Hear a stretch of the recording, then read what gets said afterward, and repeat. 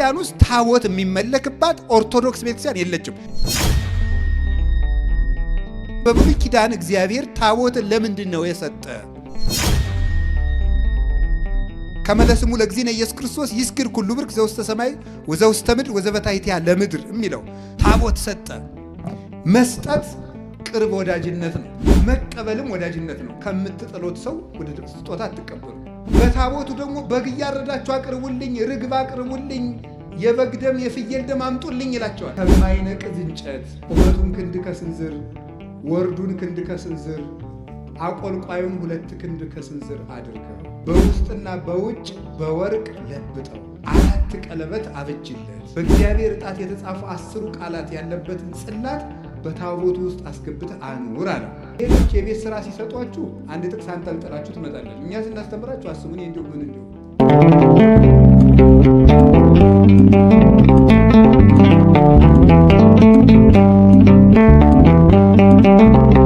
በስመ አብ ወወልድ ወመንፈስ ቅዱስ አሐዱ አምላክ ይትባረክ እግዚአብሔር አምላከ አበዊነ ቅዱሳን ዘሰብሐ ምሕረቱ ላዕሌነ። ይቅርታውን ቸርነቱን ምሕረቱን በእኛ ላይ ያጸና የአባቶቻችን አምላክ ቅዱስ እግዚአብሔር ስላደረገልን በጎ ነገር ሁሉ ስሙ የተመሰገነ ይሁን። የእናታችን የቅድስት ድንግል ማርያም የቅዱስ መስቀሉ የቅዱሳን መላእክት የነቢያት የሐዋርያት የሰማዕታት የጻድቃን የደናግል የመነኮሳት ረድኤት አይለየን። የተከበሩ አባታችን መላከ ገነት መዝገቡ ላቀው የዚህ ታላቅ ደብር አስተዳዳሪ፣ የተከበራችሁ አባቶቻችን ሊቃውንት፣ ካህናት አባቶች፣ ወንድሞች፣ ዲያቆናት፣ የእግዚአብሔር ቤተሰቦች ሁላችሁ አንድ አምላክ በሚሆን በአብ በወልድ በመንፈስ ቅዱስ ስም እንደምን ሰነበታችሁ? እንደምን ዋላችሁ? እንደምን አመሻችሁ? ልዑል እግዚአብሔር ፈጣሪያችን በቸርነቱ ቀን ስለጨመረልን ስሙ የተመሰገነ ይሁን። አሁን በጣም አምሽቼ ስለመጣሁ ይቅር በሉኝ። ያመሸሁት ጉባኤ ነው። በእርግጥ እየበላው አይደለም ያመሸሁት፣ ጉባኤ ነው ያመሸሁት። ሰዓሊተ ምሕረት ቤተ ክርስቲያን ጉባኤ የነበረ በአዳራሽ ውስጥ የሚካሄድ ጉባኤ ነበረ። እዚያ ውስጥ ቆይቼ ወስብሐት ለእግዚአብሔር ብዬ ነው የመጣሁት። ስለዚህ ይቅርታ አድርጋችሁልኛል ማለት ነው አይደል? እሺ፣ እግዚአብሔር ይቅር ይበለኝ። እሺ፣ ጉባኤ ክቡር ስለሆነ ማለት ነው። አሁን ትምህርታችን እግዚአብሔር የፈቀደልንን ያህል እንማማራለን። ስለምንማማረው የእግዚአብሔር ታቦት በሚል ርዕስ ነው የምንማማረው። እስኪ በሉ ድገሙ። እሺ፣ የእግዚአብሔር ታቦት ኦሪት ዘጸአት ምዕራፍ 25 ከቁጥር 1 ጀምሮ ያለውን ነው የምንማማረው። ስለ ታቦት ያስፈልጋል አያስፈልግም የሚል ትምህርት ከሆነ እናውቀዋለን ብላችሁ ትምህርቱን ገመታችሁ እንዳትጨርሱት። እሺ፣ የእግዚአብሔር ታቦት በሚል ርዕስ ነው የምንማማረው። ይሄ የእግዚአብሔር ታቦት የሚለው ታቦት ማለት ቃል በቃል ሲተረጎም ማደሪያ ማለት ነው። ማደሪያ፣ ማረፊያ፣ መግቢያ፣ መኖሪያ ማለት ነው ትርጉሙ። ታቦት ማለት እሱ ነው። ማረፊያ፣ ማደሪያ ማለት ነው። የግዕዝ ቃል ነው ታቦት ማለት። ታቦትን የጀመረው እግዚአብሔር ነው። በላይ እግዚአብሔር በሰማይ ነው ታቦትን የጀመረ። በላይ በሰማይ ታቦት አለ። ራዕየ ዮሐንስ ምዕራፍ 11 ቁጥር 19 ላይ እንደምናነበው ሰማያት ተከፍተው በእግዚአብሔር ፊት የቃል ኪዳን ታቦት እንዳለ ቅዱስ ዮሐንስ በራእዩ ነግሮናል። እንግዲህ ራዕየ ዮሐንስ ምዕራፍ 11 ቁጥር 19 ላይ ያለው ታቦት ከሙሴ ታቦት የሚቀድም ነው። በምድር ላይ ያለው የታቦት ታሪክ በሙሴ ጊዜ ይጀምራል። ከዚያ በፊት የኖህ መርከብ ታቦት ትባላለች። እሷም ታቦት ነው የምትባለው። ስለዚህ ልዩነት ግን አለው ያ ታቦት ይሄ ታቦት የተባለበት። ከዚህ ሁሉ በፊት እግዚአብሔር ታቦት በሰማይ ሰርቶ አስቀምጠዋል። ለምን? የሙሴ ታቦት ከሰማዩ ታቦት የተቀዳ ነው። ቅዱስ ያሬድ ይህን ሲናገር ቀዳሚሃ ለጽዮን ሰማይ ሳረረ ወበዳግም አርአዮ ለሙሴ ዘከመ ይገብር ግብራ ለደብተራ ይላል። ከጽዮን ከታቦተ ጽዮን አስቀድሞ በሙሴ እጅ ከምትሰራው ከታቦተ ጽዮን ከደብተራ ኦሪት አስቀድሞ እግዚአብሔር ጽዮን ሰማያዊትን ሰራ አለ ቅዱስ ያሬድ። ምክንያቱም ዕብራውያን 8 ላይ ስታነቡ እግዚአብሔር ለሙሴ ምን ብሎታል? እንዳሳየውህ አድርገህ ትሰራ ዘንድ ተጠንቀቅ ብሎታል። እንዳሳየውህ አድርገህ ትሰራ ዘንድ ተጠንቀቅ ብሎታል። ያሳየው የሰማዩን ታቦት ነበረ። የሰማዩን ታቦት እግዚአብሔር አሳየው ይላል ቅዱስ ያሬድ። የቅዱስ ጳውሎስን የወሰደና ቀዳሚሃ ለጽዮን ሰማይ ሳረረ ታቦተ ጽዮን በሙሴ እጅ ተቀርጾ ከመሰጠቱ በፊትና የኦሪቱ መቅደስ ከመሰራቱ በፊት እግዚአብሔር ሰማይን ፈጠረ። በሰማይ ያለ መቅደስን ሰራ። በሰማይ መቅደስ አለ፣ እንደምታውቁት መንበር አለ። ወባቲ ለዛቲ ቤተክርስቲያን ስርዓተ መላእክት አርአያ ዘበሰማያት ቤተክርስቲያን ስትትመሰል በጽርሐ አርያም ዘላይሉ። ለዚች ቤተክርስቲያን በሰማይ ያለ የመላእክት ስርዓት አላት ይላል አባ ጊዮርጊስ። ለዚች ቤተክርስቲያን በሰማይ ያለ የመላእክት ስርዓት አላት። ቤተክርስቲያን ስትትመሰል በጽርሐ አርያም ዘላይሉ ቤተክርስቲያን በላይ ባለችው በጽርሐ አርያም ወይም በሰማያዊቷ አዳራሽ በጽዮን ሰማያዊት ትመሰላለች ይላል። በሰማይ መንበር አለ፣ እዚህም መንበር አለ። በሰማይ ታቦት አለ፣ ራዕየ ዮሐንስ 11:19 እንደነገርኳችሁ እዚህ ታቦት አለ። በሰማይ መጋረጃ አለ፣ እዚህም መጋረጃ አለ። ትንቢተ ኢሳይያስ ምዕራፍ 6 ቁጥር 1 ጀምሮ እግዚአብሔርን በዓመተ ሞት ኦዝያን ረይክዎ ለእግዚአብሔርን ዘይነብር ዲበ መንበሩ ነዋህ ወብርሁ ጥቀ ወምሉ ቤተ ስብሐቲሁ ወሱራፌል ይቀውሙ አውዶ። ኦዝያን በሞተ በዓመቱ እግዚአብሔርን በረጅም ዙፋን ላይ አየሁት እንዳለ በሰማይ መንበር አለው። ይሄ መንበር አለ። መቅደሱ መጋረጃው ሲከፈት የምታዩት መቅደሱ ውስጥ ያለው መንበር ይባላል። እግዚአብሔር ከላይ መንበር እንዳለው እዚህም መንበር አለ። ቤተ ክርስቲያን የሰማይዋ አምሳል ምልክት ስለሆነ እንተ በምድር ስራዊሃ ወበሰማይ አይጹቂሃ በምድር ስር ያላት በሰማይ ቅርንጫፍ ያላት ብሎ እንደተናገረ ቤተ ክርስቲያን ከሰማይ ወደ ምድር የወረደች ናት። ወሀገርስ ወለሀገርስ ሐዳስ ኢየሩሳሌም ሪክዋን ዘተወርድ እምሰማይ አዲሲቱን ኢየሩሳሌም ቤተ ክርስቲያንን ማለቱ ነው። ራዕየ ዮሐንስ ምዕራፍ 21 ላይ ሲናገር ከሰማይ ስትወርድ አየኋት ይላል።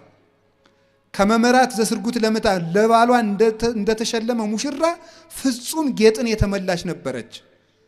አዲሲቱን ኢየሩሳሌም ከሰማይ ስትወርድ አየኋት ያለ ቤተ ክርስቲያን ከሰማይ የመጣች ናት። ክርስትና በቀደም እንደነገርኳችሁ ከምድር ወደ ሰማይ የሚደረግ ጉዞ አይደለም። ከሰማይ ወደ ምድር መጥቶ ወደ ሰማይ የሚኬድ መንገድ ነው። ስለዚህ በሰማይ ዙፋን እንዳለ አያችሁ፣ በሰማይ መንበር እንዳለ ተመለከታችሁ፣ በሰማይ ታቦት እንዳለ ተመለከታችሁ፣ በሰማይ መጋረጃ አለ። ንሕነሰ ከሲተነ ንሬኢ ስብሐተ እግዚአብሔር ይላል ቅዱስ ጳውሎስ። እኛ ግን የእግዚአብሔርን ክብር ገልጠን እናያለን ይላል። ጀርባዬን ታያለህ አታይም እንዳለ እግዚአብሔር ራሱን በራሱ ይሰውራል። የራሱ መሰወሪያ ያለው ያን ብርሃን ነው መጋረጃ ያለው የብርሃን መጋረጃ ያለው። አጽነነ ሰማያት ወረደ ወቆባርታይተ ገሪሁ ወረሰ የጽልመተ መስዋሮ ወአውዶሂ ጽላሎቱ በኪሩቤል ላይ ተጭኖ በረረ ወሰረረ በክነፈ ነፋስ። በኪሩቤል ጀርባ ላይ ተጫነ፣ ከዚያም በረረ፣ በነፋስ ክንፍ ተጭኖ በረረ። ሰማያትን ዝቅ ዝቅ አድርጎ ወረደ፣ ከእግሩ በታችም ጭጋግ አለ፣ መሰወሪያውንም ጨለማ አደረገ ይላል ቅዱስ ዳዊት መዝሙር 17 ላይ ሲናገር። ይሄ ማለት እግዚአብሔር በኪሩቤል ጀርባ ላይ አለ፣ ራሱን ዝቅ አድርጎ ወረደ የተባለ ሰው ሆነ ነው። ለብሉይ ኪዳን ሲሰጥ በመግቦቱ ከፍጥረቱ ጋር አለ ኖረ ማለት ነው። ግን በምድር ስለኖረ ደግሞ ወቆባርታይተ እገሪሁ እግረ ባህሪውን መመርመር እንዳይቻል ከእግሩ በታች ጭጋግ አለ ማለት ራሱን በራሱ የሚሰውርበት ባህሪያዊ ግብር አለው ማለት ነው። ለኪሩቤልም አይመረመርላቸውም፣ በርቀተ መላእክትም አይመረመርም ማለት በነፋስ ክንፍ ተጭኖ በረረ ማለት ነፋስ በነፋስ በረረ ማለት ነፋስ ክንፍ ኑሮት አይደለም፣ ፈጣን ነው። በነፋስ ክንፍ የፈጠነ እንደማይደረስበት እግዚአብሔር ባህሪው አይመረመርም። መሰወሪያውን ጨለማ አደረገ አይታወቅም። ስለዚህ መጋረጃ የእግዚአብሔር አይመረመርነት ምሳሌ ነው። ለሊከ ኪያከ አንጦላይከ ወለሊከ ብከ ተከደንከ ስጉር ብከ እበይከ አልቦ ዘይ አምረከ ለሊከ ትጠይቅ ርሰከ። ራስህን በራስህ ትጋርዳለህ። ራስህ በራስህ የተሰወረ ነው። አንተን የሚያውቅ ከቶ ማንም የለም። አንተ ራስህን ታውቃለህ ይላል ዮሐንስ ወልደ ነጎድጓድ በቅዳሴው ሲናገር። መጋረጃ ቤተክርስቲያን ውስጥ ያለው መጋረጃ የእግዚአብሔር አይመረመሬነት ምሳሌ ነው። እግዚአብሔር አለመመርመሩን አለመታወቁን የሚያስረዳ ነው። ዙፋኑ ክብሩን ጌትነቱን የሚያስረዳ ነው። ታቦቱ መስዋዕት ተቀባይነቱን የሚያስረዳለት ነው። መስዋዕት መቀበሉን ሱራፌል በዙሪያው ይቆማሉ። ሱራፊ ማለት እሳታዊ ማለት ነው የቃሉ ትርጓሜ። በአንድ በኩል አጣኝ ተብሎም ይተረጎማል። 24 ናቸው። ራዕየ ዮሐንስ ምዕራፍ 4 ቁጥር 1 ጀምሮ እንደምናነበው ሱራፌል 24 ናቸው። ምእመናን አንድ ነገር ልንገራችሁ፣ ማስታወሻ የምትይዙ ምእመናንን አያለው። ማስታወሻ ስትይዙ ጥቅስ ብቻ አትያዙ። እሺ፣ ጥቅሱን ለምን እንደጠቀሳችሁት አይገባችሁማ። ቁጥር ብቻ ተጽፎ ምን አይደል? ሐሳቡን ከነ ቁጥር ነው መጻፍ። ገባችሁ? ያው እናት ለሁሉ እንደምትጨነቅ መምህር ለሁሉም ማሰብ አለበት ነው። መናገሬን ሳይሆን መያዛችሁን ማሰብ ስላለብኝ ነው። ስለዚህ ማስታወሻ ስትይዙ ቁጥር ብቻ አትይዙ። ሐሳቡን ትጽፉና እዚያ ቁጥር ስትጽፉ ቁጥሩ ለምን ጉዳይ እንደተጻፈ ታውቃላችሁ። የመጽሐፍ ቅዱስ ኃይለ ቃል ለብዙ ምስጢር ስለሚጠቀስ ማለት ነው። አንዱ ኃይለ ቃል ብዙ ምስጢር ስላለው። እሺ፣ ስለዚህ ዙፋን ነገርኳችሁ፣ መጋረጃ ነገርኳችሁ፣ ታቦት ነገርኳችሁ። ሱራፌል ደግሞ አሉ። ሱራፌል 24 ሽማግሌዎች ይላቸዋል። ሽማግሌ የሚለው ልብ በሉ፣ በግሪኩ ሽማግሌ የሚለው ቃል በዚህ ልሂቅ ማለት ነው። ልሂቅ ማለት ታላቅ ቄስ ማለት ነው እንጂ ሽማግሌ አረጋዊ በእድሜ የጎለመሰ ማለት አይደለም። በግሪኩ ሽማግሌ የሚለው ቄስ ተብሎ ነው የሚተረጎም፣ አባት የበላይ ማለት ነው። ኢልደር የሚለው የእንግሊዘኛው ዝም ብሎ ሽማግሌ ብሎ ወስዶታል። ሐሳቡ ግን ግሪክኛው መጽሐፍ ቅዱስ ትልቅ ሽማግሌ የሚለው ቄስ ማለት ነው። አሁን ከምዕመናን የታመመ ቢኖር ሽማግሌዎችን ይጥራ ሲል ቄስ ማለት ነው። ልሂቅ ታላቅ የበላይ ማለት ነው። ስለዚህ 24 ሽማግሌዎች ናቸው። 24 ለምንድን ነው የሆኑት? 25 ለምን አይሆኑም? 23 ለምን አይሆኑም? ለዚህ ኦርቶዶክሳዊት ቤተክርስቲያን የመጻሕፍትን ልብ የምታውቅበት ቁልፍ አላት። 24 የሆነበት ምክንያት 24 ሰዓት በምድር ለምታገለግለው ቤተክርስቲያን መነሻ እንዲሆኑ ነው። 24 ሽማግሌዎች ላይ ያሉ፣ እዚህ ደግሞ 24 ሰዓት የሚያገለግሉ ካህናት አሉ። ማታ ስቦ ወዱስ ተሳረረ ሁሉ ዓለመ ባህቲ ቃል ተብሎ ማይሌት ይጀምራል። ሰዓታት አለ። ኪዳን ማለዳ ይደረሳል። ስባተ ነግህ የሚባል አለ፣ እሱ ይደረሳል። የውሎ ስባተ ነግህ አለ፣ እሱ ይደረሳል። ቅዳሴ አለ፣ የሰርክ ምህላ አለ። 24 ሰዓት ይሄን ዑደት ተከትሎ ይቀጥላል። 24 ሰዓት ለምታገለግለው ህየንተ ሱራፌል ብነ ካህናት ያለው ለዚህ ነው። በሱራፌል ፈንታ እዚህ ካህናት አሉናል። እዚያም ያጥናሉ፣ እዚህም ይታጠናል። እዚህም ጸሎት ያደርጋል፣ እዚያም ጸሎት አለ። እዚህም ታቦት አለ፣ እዚያም ታቦት አለ። ወተአዘዘ አሐዱ እምሱራፊ ወነሳ እሳተ በጉጠት እምስዋ ሰማይ ወአልከፈኒ ከናፍሬ እንዘይብል አይተትኩ ለከ ኃጢአተከ። ከሱራፌል አንዱ ታዘዘ፣ ከሰማይ መሰዊያም እሳት አምጥቶ ከንፈሬን አስነካኝ፣ ለምጼንም አራቀልኝ ይላል ኢሳይያስ ምዕራፍ 6 ላይ ኢሳይያስ 6 ሲናገር ከሰማይ መሰዊያ እሳት አምጥቶ አስነካኝ ይላል። በሰማይ መሰዊያ አለ፣ ረቂቅ ዕጣን አለ። እንዲህ ነው እንዲያ ነው ብሎ ማስረዳት አይቻልም። እግዚአብሔር ባወቀ ነው። ለእግዚአብሔር ልክ አይበጅለትም። ለእግዚአብሔር አጥር የለውም። ለእግዚአብሔር መጠን የለውም። እጁ ሰፊ ነው። ስልጣኑ ካህሊ ናት። እዴ ሳረረት ታለምድ የማነ አጽንዓቶ ለሰማይ፣ እጄ ምድርን ሰርታለች፣ ቀኜ ደግሞ ሰማይን አጽንቶታል። መኑ ዘሰፈሮ ለማይ በስዝሩ ባህርን በፍኙና በስንዝሩ የሰፈራት ማን ነው? እግዚአብሔር ነው። ይሄን የሚችል እግዚአብሔር በማናውቀው መንገድ ዕጣን አለው፣ ማይጠንት አለው፣ ረቂቅ መሰዊያ አለው። ያንን ለሙሴ አሳየው እግዚአብሔር። በሰማይ ያለውን መጋረጃ፣ በሰማይ ያለውን ታቦት፣ በሰማይ ያለውን መንበር አሳየው። ይሄንን ሰማይን እንዲህ አድርጎ እግዚአብሔር በሰማይ አዘጋጅቶ ቆየና በሙሴ ዘመን ገለጠው። ወበዳግም አርአየው ለሙሴ። ከዚያ በኋላ ይሄንን ለሙሴ አሳየው። ዘከመ ይገብር ግብራ ለደብተራ የደብተራ ኦሪትን አሰራሯን፣ ውስጧን፣ ብስጧን፣ ብስያጧን ይላሉ። አይገባችሁም? ይሄ የትርጓሜ አማርኛ ነው። ብስጥ ብስያጥ ታውቃላችሁ? የማይገባ ነገር ነው አይደል? እናንተስ ራሱ አሪፍ ነው ምናምን ትሉ የለ። እኛም የማይገባችሁን ቋንቋ ማውራት አለብን አንዳንድ ጊዜ ማለት ነው። እናንተ ስንት ነው የምትቀልዱብን በየመናኸሪያው በየመኑ ማለት ነው። ማናውቀውን አማርኛ እያለጋችሁ ሰምታችኋል። ብዙ አሁን እኮ የዱርዬ ቋንቋ ራሱ በአማርኛ ስነ ጽሁፍ የአራዳ ቃላት እየተባለ ይሰጣል እኮ። እንደ ኮመን ኮርስ ሆኖ እዚያው ውስጥ ይሰጣል። ይገርማል እኮ። ከቤተ ክርስቲያን ጋር ብትግባቡ ይጋባል፣ የዱርዬ ቋንቋ ከምታጠኑ ማለት ነው። አሁን የአዲስ አበባ ሰው ሲያወጋ አንተ እያለ ያወራል። እኔ ያስቀኛል። ለምሳሌ ቤተ ክርስቲያን ለምንድነው የማትመጣው ሲባል እኔ ነኝ እንደዚያ ስለው፣ ያው ልጆችን ትምህርት ቤት ትወስዳለህ፣ ሚስት ትቆጣብሃለች ምናምን ለመነኩሴው እኮ እንዲህ እያለ የሚያወራው። እንዴ ራስህ ሚስቴ እያልክ አታወራም እንዴ? አንተ እያላችሁ የምታወሩት ለምንድን ነው? በሁለተኛ መደብ ማለት ነው። ያው ትተኛለህ፣ ታንቀላፋለህ። እኔ አልተኛም እላለሁ። እንዴ እኔ ልጅ የለኝም፣ እዚያው ራስህን ቻል ማለት ነው። ስለዚህ በሁለተኛ መደብ የምታወጉት ነገር ይሄ ሁለተኛ መደብ ምንድነው? ሰከንድ ፐርሰን ነው አይደለም? እንደሱ እያደረጋችሁ የምታወሩት ነገር አቁሙ። እኔ እየረፈደብኝ ነው ማለት ያለባችሁ እንጂ አንተ እያላችሁ አታወሩ ነው። ስለዚህ የደብተራ ኦሪትን አሰራሯን እግዚአብሔር ለሙሴ አሳየው።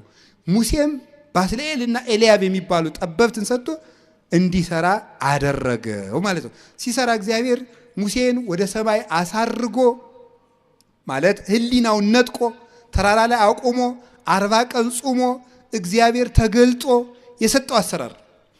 እኔ በዚህ ዘመን ታቦትን ጣዖት የሚሉ ሰዎች የሚያስቁኝ እንዲያው በጣም ይገርማል። እንደ ድንቁርና ያለ ጌትነት የለም መቼም። አለማወቅ ትልቅ ጌትነት ነው። ስጋት የለም። ሰው እኮ እየተማረ ሲሄድ ፈሪ እየሆነ ነው የሚሄድ። ታውቃላችሁ? ፈሪ ማለት ነው። ኧረ ይሄንስ ነገሌ ቢናገሩት ይሻላል ነው የሚለው።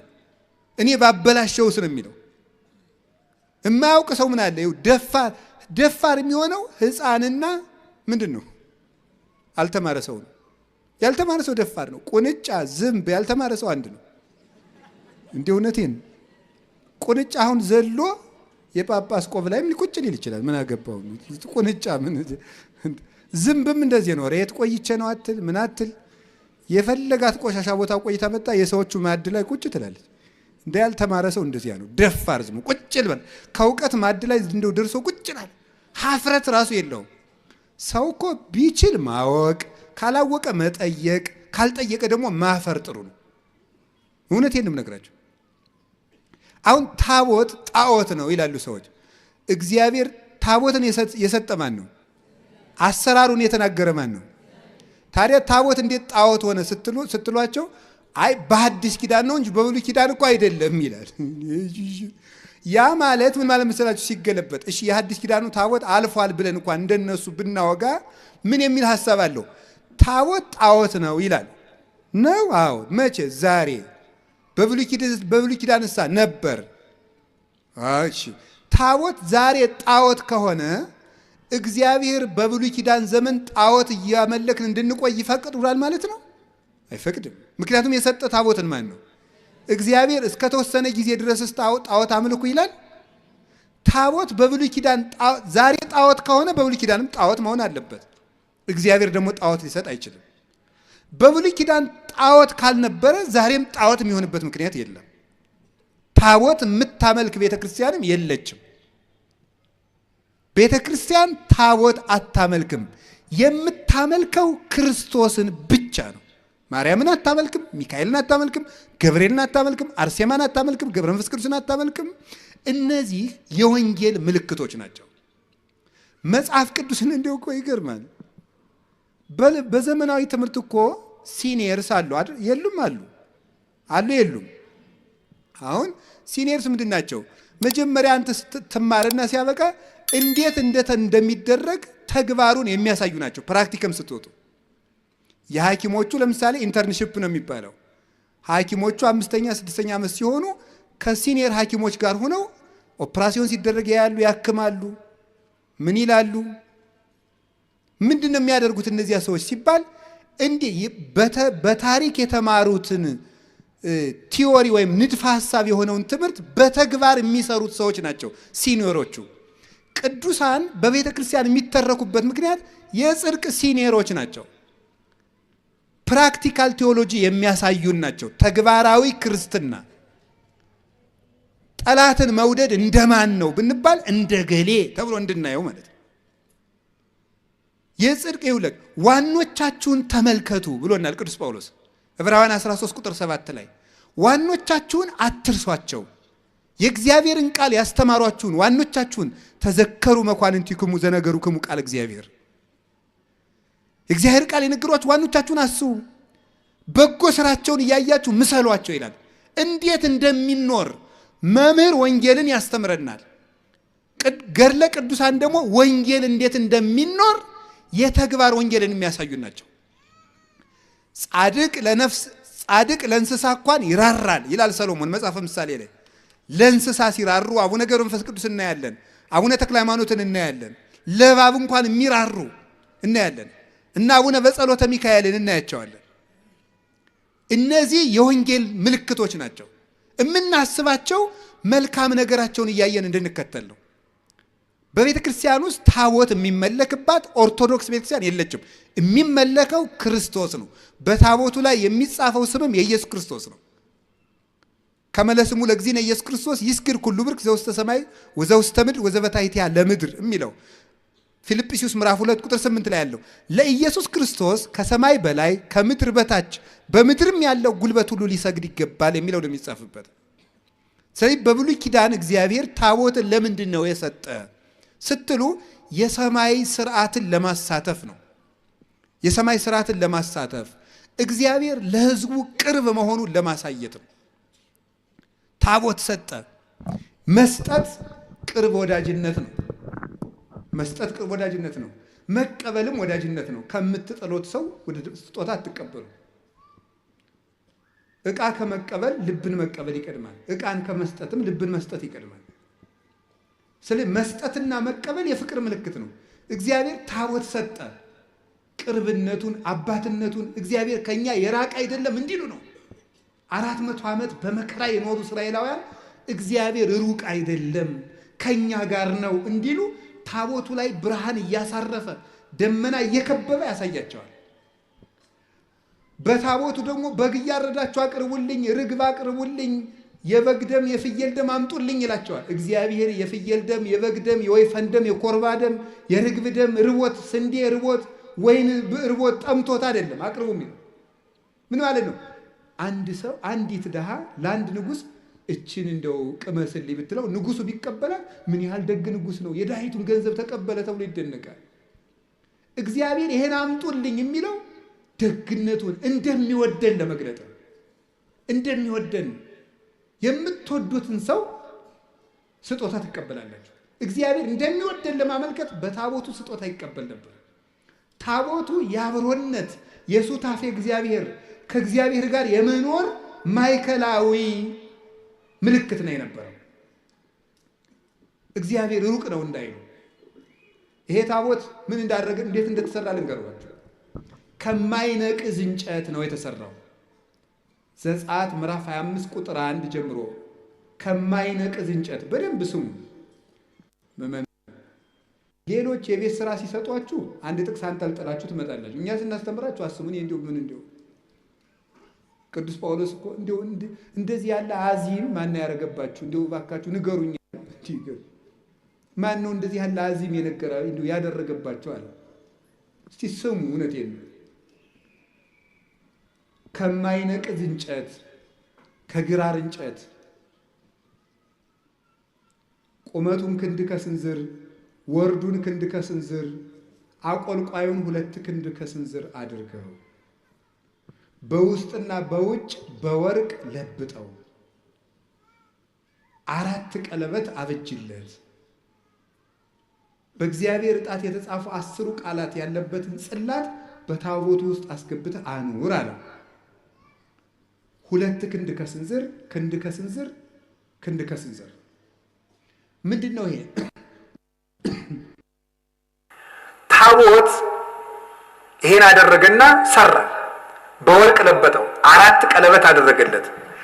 4 ማዕዘን ቢሆን እንደዚህ 4 ማዕዘን ቢሆን እዚህ ላይ 1 ቀለበት አለው፣ እዚህ ላይ 1 ቀለበት አለው፣ እዚህ ላይ 1 ቀለበት አለው፣ እዚህ 1 ቀለበት አለው። አንዱ መሎጊያ በዚህ ይገባል። 2 መሎጊያ ነው ያለው። በሁለቱ ቀለበቶች እንደዚህ ይገባል። አንዱ መሎጊያ በሁለቱ ቀለበቶች ይገባል። እንደዚህ አድርገው 4 ሰዎች ከፊት ይሸከሙታል። ከዚያ በኋላ ምን አደረገ መሰላችሁ? በስሬት መክደኛው ላይ ታቦቱን እዚያ ውስጥ ጽላት የሚባለው 10 ቃላት የተጻፉበት ነው። ታቦት የሚባለው ጽላቱ የሚገባበት ነው። እዚያ ውስጥ 10 ቃላት ተጽፈዋል። ታቦቱ ከገባ ጽላቱ ታቦቱ ውስጥ ከገባ በኋላ የስሬት መክደኛ የሚባል አለ። የስሬት መክደኛ የሚባል መግጠሚያው ማለት ነው። እግዚአብሔር በስሬት መክደኛው በኩል ተገልጬ አነጋግርሃለሁ አለ። በቃል ኪዳኑ ታቦት በስሬት መክደኛው ላይ ካንተ ጋር እሆናለሁ ተገልጬም አነጋግርሃለሁ። ዘጸአት 25:22 ላይ ሲናገር በስሬት መክደኛው የስሬት መክደኛው። ከዚያ በኋላ በዚህ መሰረት እስራኤል ታቦት ያቀርባል፣ መስዋዕት ያቀርባል፣ እግዚአብሔር ይቀበላቸዋል። ሙሴም ሆነ አሮን ህዝቡን መምራት ሲጀምሩ ሲፈልጉ ወደ ደብተራ ኦሪት ይገቡና ስሬት መክደኛው በኩል የእግዚአብሔርን ፈቃድ ይጠይቃሉ። እግዚአብሔር በስሬት መክደኛው በኩል ቃል ይነግራቸዋል። ታቦቱ ካረፈበት ቦታ እግዚአብሔር ደመና ይጋርዳል፣ ብርሃን ያሰፍራል። የምስክር ታቦት፣ የቃል ኪዳን ታቦት ይለዋል። ታቦቱ ካረፈበት ቤተ መቅደስ ላይ በድንኳኑ ላይ ደመና ከቦ ይታያል፣ ብርሃን ይሰፍርበታል። ከዚያ በኋላ እስራኤልን እረፉ ማለት ነው ትርጉም። እዚያው አርፈው ይሰነብታሉ። መሄድ ሲያስፈልግ ደግሞ ሰፍሮ የነበረው ደመናና ብርሃን ተነስቶ መምራት ይጀምራል። ያን ጊዜ ነው ብለው ሙሴና አሮን ይሄን ያውቁና እግዚአብሔር ይነሳ ጠላቶችም ይበተኑ የሚል ጸሎት ጸልየው ታቦተ ጽዮንን አንስተው ይሸከማሉ። ተሸክመው መንገዳቸውን ይጀምራሉ። አይፈቅድም። የእግዚአብሔር ታቦት ሲነሳ ህዝቡም አብሮ 600,000 ህዝብ አብሮ ይጓዛል። ስለዚህ ይሄ ታቦት የእግዚአብሔር ብርሃን የሚያርፍበት፣ የእግዚአብሔር ደመና የሚያርፍበት፣ መስዋዕት የሚያሳርጉበት፣ የእግዚአብሔርን ድምፅ የሚሰሙበት፣ እግዚአብሔር ከነሱ ጋር የሚሆኑበት፣ መንገዳቸውን የሚመራቸው ነበር። መጽሐፈ ኢያሱ 3:3 ላይ ሲናገር የእግዚአብሔር የቃል ኪዳን ታቦት ተነስቶ በሄደ ጊዜ ከየቤታችሁ ወጥታችሁ ተከተሉት ብሏቸዋል። መንገድ የሚጀምሩት ታቦቱ ጉዞ ሲጀምር ነው። ወዴት ነው የሚሄዱት? ወደ ርስት፣ ወደ አባቶቻቸው ርስት ሲሄዱ መሪያቸው ታቦት ነው። የሚመራቸው በታቦቱ ላይ። ሙሴም ካረፈ በኋላ መጽሐፈ ኢያሱ ምዕራፍ 1 ላይ እንደምንናገረው ዮርዳኖስን ሲናገሩ መጀመሪያ በዮርዳኖሱ ወንዝ ላይ የገቡት ታቦት የተሸከሙ ካህናት ናቸው። ታቦት የተሸከሙ ካህናት በዮርዳኖስ ሲገቡ እስራኤል በደረቅ ተሻገሩ። ይሄ ታቦት አሻጋሪ ነበር ማለት ነው። ነጥቦችን ትይዛልኛላችሁ። ከእግዚአብሔር ጋር የሚነጋገሩበት ነበር። የኃጢአት ይቅርታ የሚያገኙበት ነበር። የእግዚአብሔር ብርሃን የሚሰፍርበት ነበር። የእግዚአብሔር ደመና የሚከበው ነበረ። የመንገዳቸው መሪ ነው። ወንዝ አሻጋሪያቸው ነበረ። ቀጥለው ኢያሪኮ ሲደርሱ ኢያሪኮ በግንብ የታጠረች ናት። የኢያሪኮ ግንብ ለማፍረስ እልል እያሉ የዘሩት ታቦቱን ተሸክመው። ታቦት ተሸክመው ሲዘሩ የኢያሪኮ ግንብ ፈረሰላቸው። ስለዚህ ርስት እንዳይወርሱ አጥር የሆነባቸውን ግንብ ያፈረሱት ታቦት ተሸክመው ዙረው ለእግዚአብሔር እልልታ አቅርበው። እንዲህ ብለው ምድረ ርስት ገቡ። ምድረ ርስት ገቡ ከእግዚአብሔር ጋር ሲታረቁበት፣ ቃለ እግዚአብሔር ሲሰሙበት፣ ይቅርታ ሲያገኙበት፣ ጠላት ሲያሸንፉበት ኖሩ። እንዲህ እያለ ተማራችሁት በየደብሩ።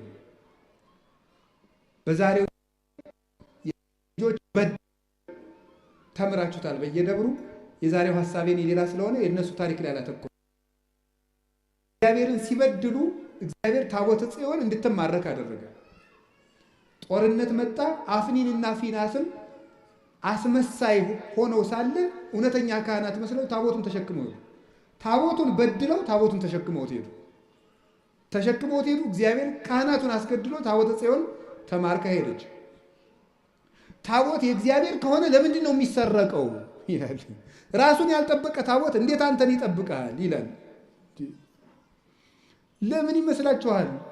አልመቸው ሲል ነው የሚሰረቀው። እቤት ሌባ ሲበዛ እንዴ ይገርማችኋል እኮ። ምን አንድ የበራ አባት የተናገረው ነገራችሁ። እብድ ከደጅ ሆኖ ድንጋይ ሲወረውር በጊዜ ካላስቆምከው እና የመጀመሪያውን ድንጋይ አውጥተህ ካልጣልክ ቀኑን ሙሉ ሲወረውር ከዋለ ድንጋዩ ከቤት ሞልቶ አንተ ወጥተህ ትሄዳለህ። ሲከመር ማረፊያ ታጠና ወጥተህ ትሄዳለህ። እና እብድ የወረወረው ብዙ አለ ነው። ድንጋይ ሲበዛ ሰው ቤቱ ይወጣል። ወጥታ ሄደች። አፍኒንና ፊናስ 3 በደል በድለዋል። ምን የቄስ በደል ምን ያደርግላቸዋል? በደሉን ተማረከች። ተማርካ ሄደችና ምን አደረገች? የእግዚአብሔር ታቦት የሚማርከው አንድ ከቤት በደል ሲበዛ፣ 2 ተአምራትን ሄዶ ለመግለጥ ማርካ ሄደች። ፍልስጤም ወስደው ምን አደረጉት? ከጣዖት ቤት አስቀመጡት። ሲያስቀምጡት ምን አደረገው? በበነጋው ዳጎን ሲታይ ዳጎን ማለት ዓይን እያለው ጥሩ ዓይን የተቀረጸለት፣ ጥሩ ጆሮ ያለው፣ ጥሩ ከንፈር ያለው፣ ጥሩ እጅ ያለው፣ ጥሩ እግር ያለው፣ ወርቅ የለበሰ ግን ድንጋይ ነው። እንደዚህ ወርቅ የለበሰ እለሰ ይሰማዩ መምህራነ ዘየአምሩ መጻሕፍተ ኢፉድፉዳን እሙንቱ እምዳጎኖሙ ለሰብአ ዘአጦነ። በቃ አልተረጉም ለእናንተ ከነደዳችሁ ግዕዝ ተማሩ። ዳጎን ማለት ያ ነው። አሁን ለሊቃውንቱ የነገርኳቸው ማለት ነው። ስለዚህ ከዳጎን አጠገብ ሲያስቀምጡት በበነጋው ሲመጡ ዳጎን ከታቦተ ጽዮን ሰግዶ ተገኘ። ተንበርክኮ እኔ አይገባኝም ብሎ ሰግዶ ተገኘ። በታቦቱ ላይ ያለው እግዚአብሔር አይደለም። ታቦት እንጨት ነው፣ ታቦት ድንጋይ ነው ይላል እንጂ እንጨት ነው፣ ግን የሚሰብር እንጨት ነው። ሰብሮ ይጥላል። ይኸው ዳጎን ሰበረው። እንጨት እኮ ነው፣ የግራር እንጨት ነው ታቦት። ወቁት እንደውም ማለት የግራር እንጨት ነው። ከግራር እንጨት ታቦት ስራ ነው። ግን ኃይል ያለው እንጨት፣ ግን ብርሃን የሰፈረበት እንጨት፣ ግን ደመና የከበበው እንጨት፣ ግን እግዚአብሔር የባረከው እንጨት፣ ግን ወንዝ የሚፈራው እንጨት፣ ተራራ የሚንቀጠቀጥለት እንጨት ወሰዱና እንዴት እንዲህ ምን ሆኖ ነው አያ ዳጎን ብለው በበነጋው ደግሞ ከፍ አድርገው እሱን አንስተው እንዲሁ ይገርማል። ራሱን የሚወድቅ ደግሞ ታቦተ ጽዮንን ታች አድርገው ተገኙ። ጭራሽ በበነጋው የዳጎን እግሩ ለብቻ፣ እጁ ለብቻ፣ ጭንቅላቱ ለብቻ ሆኖ ተቆራርጦ ተገኘ። አንደኛ ሳሙኤል ምዕራፍ 4ን በደንብ አንብቡት። ፍልስጤም ውስጥ እንደደረገ እዚያ በኋላ የሀገሩን ሰው በሙሉ እባጭ እበጥበታቸው። እባጭ ማለት ምን እንደሆነ ታውቃላችሁ? እባጭ ማለት የሰው ልጅ የመረቢያ አካሉ ግንድ ሆኖ አበጠ ማለት። መራመድ መንቀሳቀስ አቃተው። አይጣ ላይ ድረስ ነው። ኧረ ትሂድልን ይህች ታቦት ከጋዛ ወደ አዛጦን፣ አዛጦን ደግሞ ወደ ጌት፣ ከጌት ደግሞ ወደ አስቀሎና ላኳት። እንደዚህ ያሉ የሀገሩን ሰው ልጅ የፈጀች።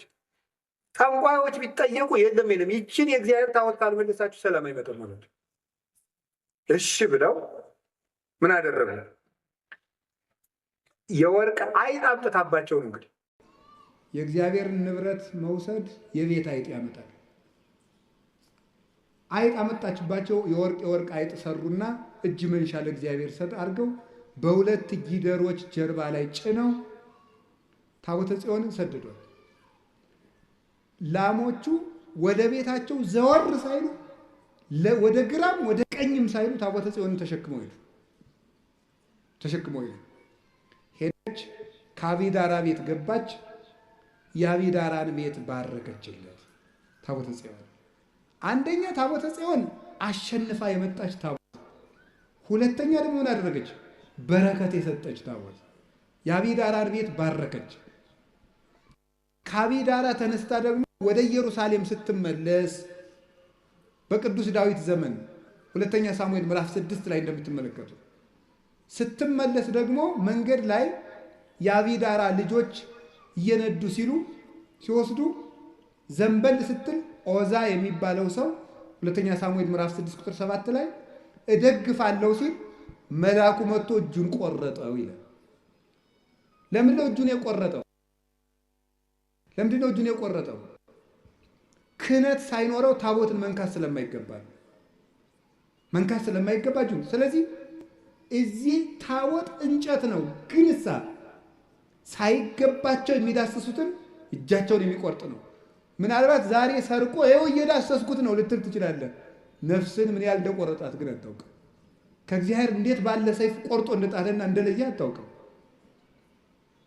የሚሳለቁበትም ይኖራል። ይሄን ነው ታቦት የሚሉት ይላል። እስቲ እኔን ምን አረገኝ ይላል። ይሄ ማለት ምን ማለት መሰለህ? ክርስቶስን በጥፊ እየመታ እስቲ ክርስቶስ ምን ታረገናለህ እንደማለት እና አይሁድ ክርስቶስን በጥፊ እየመቱ ማቴዎስ 27 ላይ ማን ነው የመታ እስቲ ተናገር፣ እስቲ ከመስቀል ውረድ ብለው ስለተሳለቁበት እሱም ምንም ስላላደረጋቸው ክርስቶስ ተሸነፈ ማለት ነው? አይደለም። አንተ ቅዱስ ጳውሎስ ሮሜ 2 ላይ ትፈርዱ ታስተአብዶ ለእግዚአብሔር በብዝኃ ምሕረቱ ወበኦሆ ብሂሎ፣ አንተ ሞኝ እግዚአብሔር ሰላም አውሎ ስላሳ የበደልከው ስላልቀሰፈ እግዚአብሔርን ሞኝ ልትለው ስለታገስ ትዕግስትን ጅልነት ታደርጋለህ። ወባይቱ ባምጣነ ኢትኔስ ትዘግ መቅሰፍተ ለርእስከ፣ ነገር ግን ንስሐ እንዳለ መግባት ለራስህ ፍዳን ታከማቻለህ። ኢተአምሩኑ ከመሳሂሉ ለእግዚአብሔር ኪያከ ያገር ቸርነት አንተን ለምሕረቱ ለመጥራት ነበር እንጂ እንድትጠፋበት አልነበረም ማለት። ስለዚህ የእግዚአብሔር ታቦት ሳይገባቸው የሚነኩትን የሚቆርጥ ነው። ከዳዊት ቤት መጣች።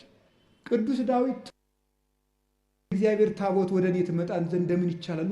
በሙሉ ኃይል ወለብሰ ኤፉደ ቅኔሁ ዘይሃይድ ይላል።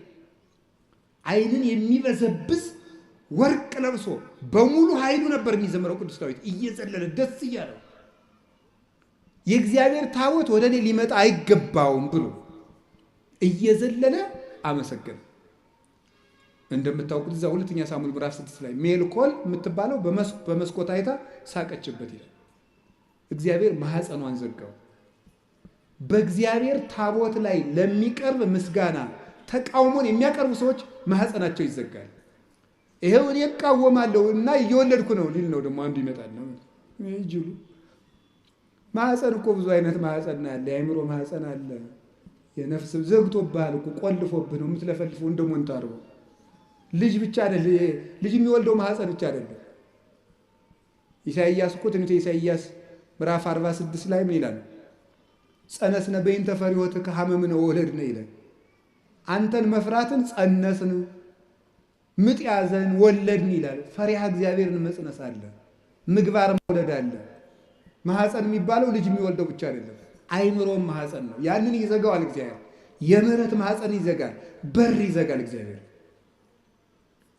እንዲህ ያደረገች ዳዊትን ግን ባረከችው እና የእግዚአብሔር ታቦት እንዲህ ኃይል ስታደርግ ኖራ በቀዳማዊ ምኒልክ አማካኝነት ህዳር 21 ቀን ኢትዮጵያ መጣች እላችኋለሁ።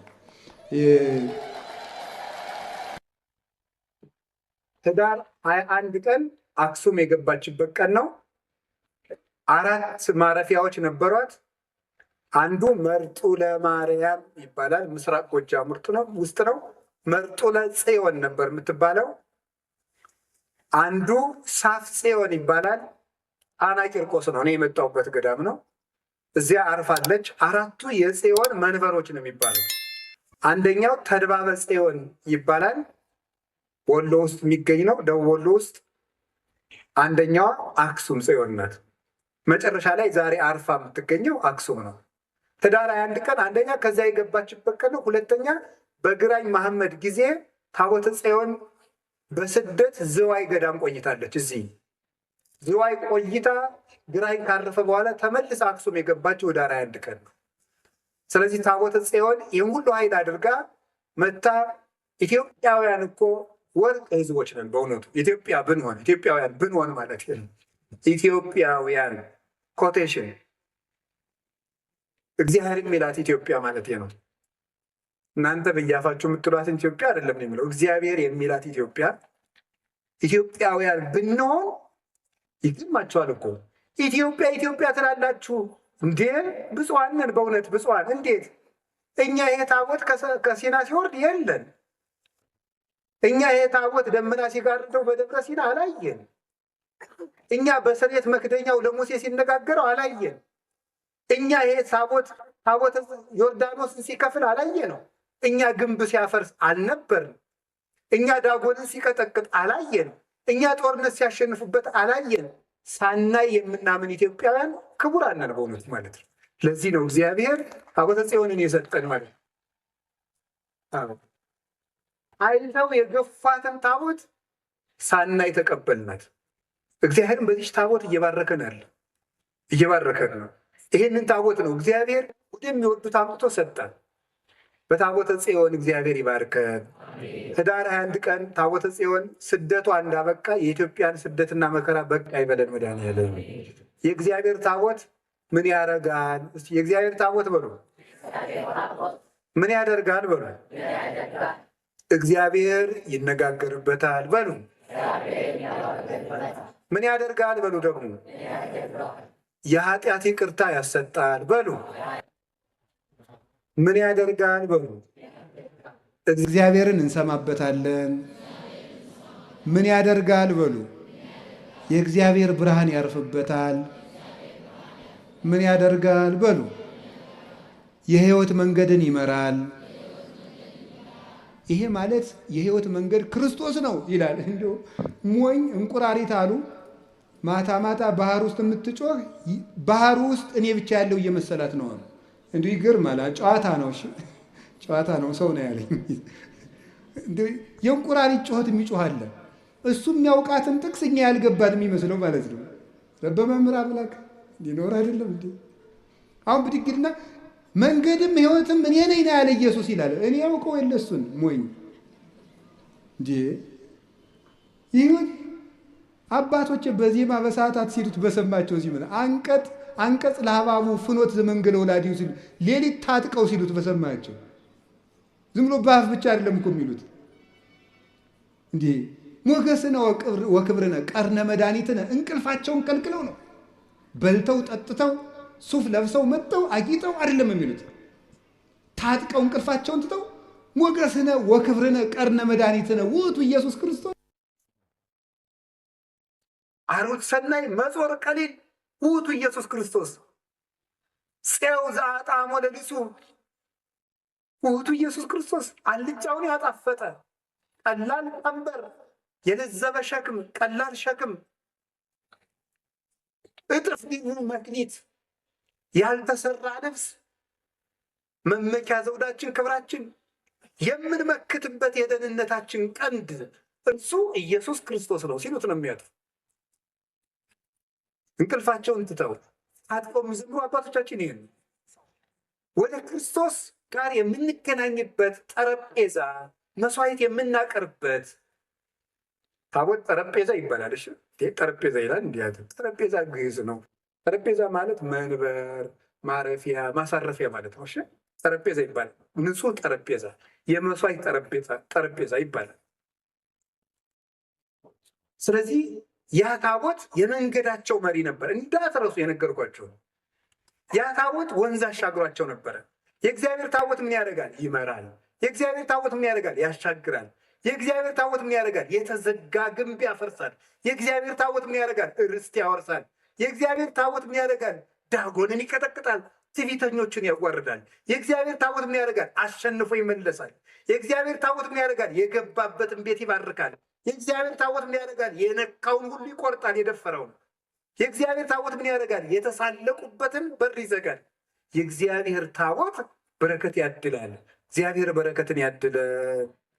እሺ አሁን ርዕሳችን ምንድን ነው? በሉ እንጂ። አቤት አቤት። እሺ ትክክለኛይቱ የእግዚአብሔር ታቦት ማናት? እሱ ነው ማስተማር የፈለግነው። ይሄ ሳም ነው እንግዲህ እስካሁኑ ማለት ነው። የእግዚአብሔር ታቦት ማርያም ናት። እስቲ የእግዚአብሔር ታቦት ማርያም ናት በሉ። የእግዚአብሔር ታቦት ማናት? ማርያም። በጣም ግሩም ነው። እመቤታችን ማርያም ናት። ዛሬ እጥፍ ድርብ ደስታ ነው። በሰንበት ላይ ደብረ ዘይት እንደሚሉት አባቶቻችን ታቦተ ጽዮን ላይ እመቤታችን ያለችበት ናት። የእግዚአብሔር ታቦት ለምንድን ነው የምንላት? እንግዲህ ታቦቱን ከምን አይነት እንጨት ስራው ነው ያለ? አቤት ከማይነቅዝ እንጨት። በላዩ ላይ ምን አድርግበት ብሎታል? ወርቅ በሉ እንጂ። በወርቅ ከማይነቅዝ እንጨት በሉ። ድገም ሁላችሁ፣ አፍ ያላችሁ ሁሉ። ከምን አይነት እንጨት? በላዩ ላይ ምን ጨምርበት? ወርቅ ጨምርበት። ስንት ቀለበት አድርግለት? 4። በጣም ጎበዞች ናቸው። ከዛ በምኑ ላይ አነጋግርሃለሁ? በስርየት መክደኛው ብሉ እንጂ በሞት ይሄን ድገሙት። አቤት ማን ነው የሚያነጋግረው? እግዚአብሔር ይስጣችሁ። እንግዲህ ታቦት ማናት? እመቤታችን በሉ። ምክንያቱ ለምንድን ነው መሰላችሁ? ዮሐንስ ወንጌል ምዕራፍ 1 ቁጥር 46 ላይ ፊልጶስ ለናትናኤል እንዲህ ብሎታል። ረከብንዎ ለኢየሱስ ዘይብልዎ ማስያዝ ዘጸሐፈ ሙሴ በእንቲአሁ ወነቢያትኒ ተነበዩ ሎቱ አለ። ሙሴ ስለሱ የጻፈለትን ነቢያት የተነበዩለትን ማስያዝ የሚሉትን ክርስቶስን አገኘን አለ። ማን የጻፈለትን? ጆሮ ሙሴ በሉ እንጂ። ማን የጻፈለትን? እግዚአብሔር ይስጣችሁ። ሕፃናት ሁሉ ሙሴ ይላሉ። ደስ ይላሉ እኮ እንደ ሕፃናት እያወሩ ነው የሚሰሙ። እንደ ሴቶቹ እያወሩ ይሰማሉ አይደል? ተከታተላቸው። ብዙ ጊዜ የሴቶች ማህበር ወግ ይበዛዋል፣ ግን እያወጉ ይሰማሉ። የሚያስገርማቸው ነገር እኔ ይገርመኛል። እያወሩ የሚሰሙ ሴቶች ናቸው እና መልቲ ታስክ የሚሸከሙ ጎበዞች ናቸው። እውነት ሐሰት? አዎ በጣም ጥሩ ነው። እሺ ለምንድን ነው እያወሩ እንዲሰሙ አድርጎ የፈጠራቸው ብዬ ሳስበው እኔ ብዙ ልጅ ቢንጫጫባቸው የሁሉንም መንጫጫት እንዲሰሙ ነው መሰለላል። ያኛው እማማ ቢል ሁሉንም ይሰሙታል። እና ደግሞ ሴቶች ማህበር ውስጥ ተቀምጠው እየጠጡ ከውጭ ልጅ ቢያለቅስ የልጃቸውን ድምፅ እያወሩ ይሰማሉ። አይገርማችሁም? በጣም ነው የሚገርመኝ ነው። እናትነት ትልቅ ነገር ነው። ከቃሉ ጋር ናቸው። ስለዚህ እግዚአብሔር ታቦት ስራ ነው። ታቦት እመቤታችን ናት። መጀመሪያ ከማይነቅዝ እንጨት ማለት ምን ማለት መስላችሁ? ከማይነቅዝ ነቀዝ መብላት ማለት ምን ማለት ነው? መቆንቆን መንቀዝ ምንድን ነው? እርግማን ኃጢአት ማለት ነው። ከማይነቅዝ እንጨት ታቦቱን ስራው አለ። የድንግል ማርያም አካሏ እርግማን የሌለበት ነው። አሁን ቅድም ነግሬያችኋለሁ። ሙሴ ስለሱ የጻፈለትን ኢየሱስን አገኘ ነው አለ። ሙሴ ስለሱ የጻፈለትን ካለ ሙሴ በኦሪት ዘጸአት ኢየሱስ ክርስቶስ አማኑኤል የሚል ስም ተናግሯል? አልተናገረም። ታዲያ ምንድን ነው የተናገራቸው ነገሮች ሁሉ ለማን የተናገሩ ናቸው? ስለ ክርስቶስ በምስጢር የተነገሩ ናቸው ማለት ነው። ስለዚህ ነበር ምን አለ? ተፈቅዱ ትህስሱ መጻሕፍተ ወይ መስለክሙ ከመቦቶን ዘተረክቡ ሕይወተ ዘላለም እማንቱ ሰማይቴ። መጻሕፍትን ትመረምራላችሁ በእነሱም ሕይወት የምታገኙ ይመስላችኋል፣ እነርሱ ግን የኔ ምስክሮች ናቸው አላቸው። ዮሐንስ ወንጌል ምዕራፍ 5 ቁጥር 44 ላይ እንዲህ አላቸው። ሶበሰ አመንክምዎ ለሙሴ እማመንክሙኒ ኪያየኒ። ሙሴን አምናችሁት ኖሮ ቢሆን እኔንም ታምኑ ነበር። እስመ ውእቱ ጸሐፈ በእንቲአየ፣ እሱ ስለ እኔ ጽፏልና አለ። ዮሐንስ 5:46 ላይ እሱ ስለ እኔ ጽፏልና ሙሴን ብታምኑ እኔንም ታምኑ ነበር አለ። እንግዲህ በሙሴ የተጻፈው ጽሑፍ ሁሉ ለክርስቶስ ቀጠሮ ነበር ማለት ነው። ገባችሁ? ምን ለክርስቶስ ቀጠሮ ነበር። በምንድን? በምስጢር ማለት ነው። በምስጢር እንደዚያ ከሆነ ለምሳሌ ኦሪት ዘጸአት ምዕራፍ 25 ስለ ኢየሱስ ክርስቶስ የተጻፈ ነው። እንዴት ተብሎ ነው የተጻፈው? ታቦት እናቱ ቃል እሱ ተብሎ ተጽፈዋል ማለት ነው። እናቱ ታቦት እሱ ደግሞ ቃል ተብሎ ተጽፏል። እንዲህ ብሎ ነው የተጻፈው። ኦሪት ዘጸአት ምዕራፍ 25 ቁጥር 1 ላይ ማይነቅዝ እንጨት፣ እንግዲህ እናቱ ታቦት ናት። በታቦቱ ውስጥ የእግዚአብሔር ቃል አለ።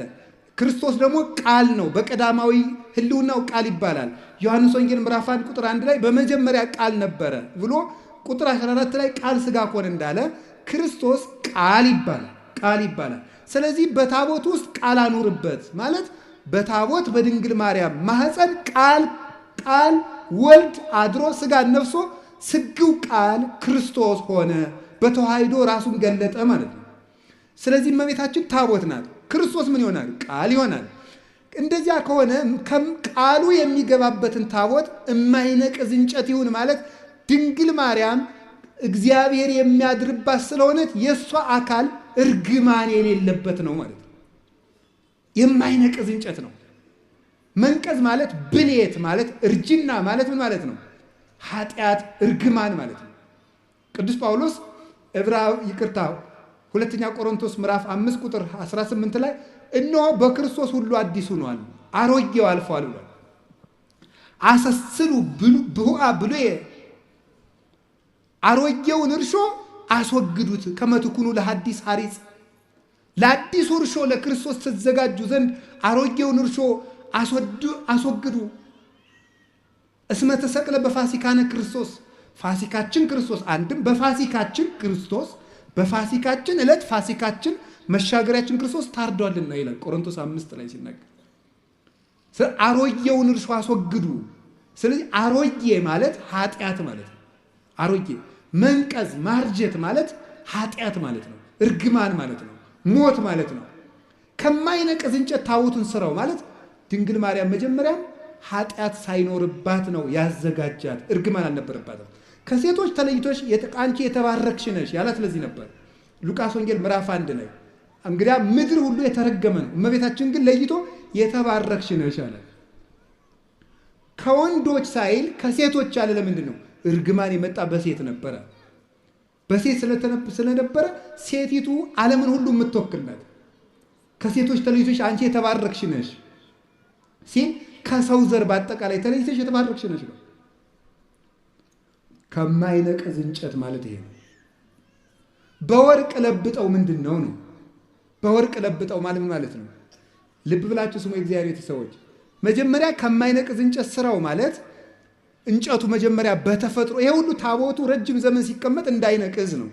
ከማይነቅዝ እንጨት ስራው አለው፣ እንዳይፈርስ ነው። ይሄ ማለት ምን ማለት ነው? ድንግል ማርያም መጀመሪያ አካሏ የአዳም ሸክም የሌለበት እርግማን የሌለበት አድርጎ እግዚአብሔር አዘጋጀው። እንዴት ይሆናል? በእግዚአብሔር ኃይል ይሆናል። ታምር ነው የእሷ ነገር። ከማይነቅዝ እንጨት በወርቅ ለብጠው ማለት ደግሞ ወርቅ የተባለ አንደኛውን ከማይነቅዝ እንጨት ተፈጥሮ ተሰርቶ ደግሞ ወርቅ ሲለበጥበት ታቦቱ ለብዙ ዘመን የሚኖር ይሆናል ማለት ነው። ወርቅ የተባለ የእመቤታችን ንጽህናዋና ቅድስናዋ ነው። የሰራችው ንጽህና ነው። ወርቁ በተፈጥሮ ብቻ አይደለም የሚጠበቀው። ወርቅ እንጨቱ የማይነቅዝ እንጨት ብቻ መሆን አይበቃውም። ወርቅ ጨምርበት። ድንግል ማርያምም መመረጧ ብቻ አይደለም ያስከበራት፣ መመረጧን ተጠቅማ ንጽህና መጨመሯ ነው። ራሷ መስራቷ ነው። መመረጥን መጠበቅ እንጂ መመረጥ አያስደንቅም። መምረጥማ እግዚአብሔር ነው። መምረጥ እግዚአብሔር ነው። አሁን አንዳንዶቹ ምን ይላሉ? እመቤታችን እኮ እንዲህ ብለን ስናከብራት ማርያም ምን ታደርግ ኖሯል? ሲመርጣት አልመረጥም። እሷ ባትኖርም እኮ ሌላ ሴት የመምረጥ እድል አለው እግዚአብሔር ይሳነዋል ይላል። እንዴ የእሷ ነፃ ፈቃድስ? ነፃ ፈቃድ ያላት እኮ ናት። እንጨት ናት። መርጣታል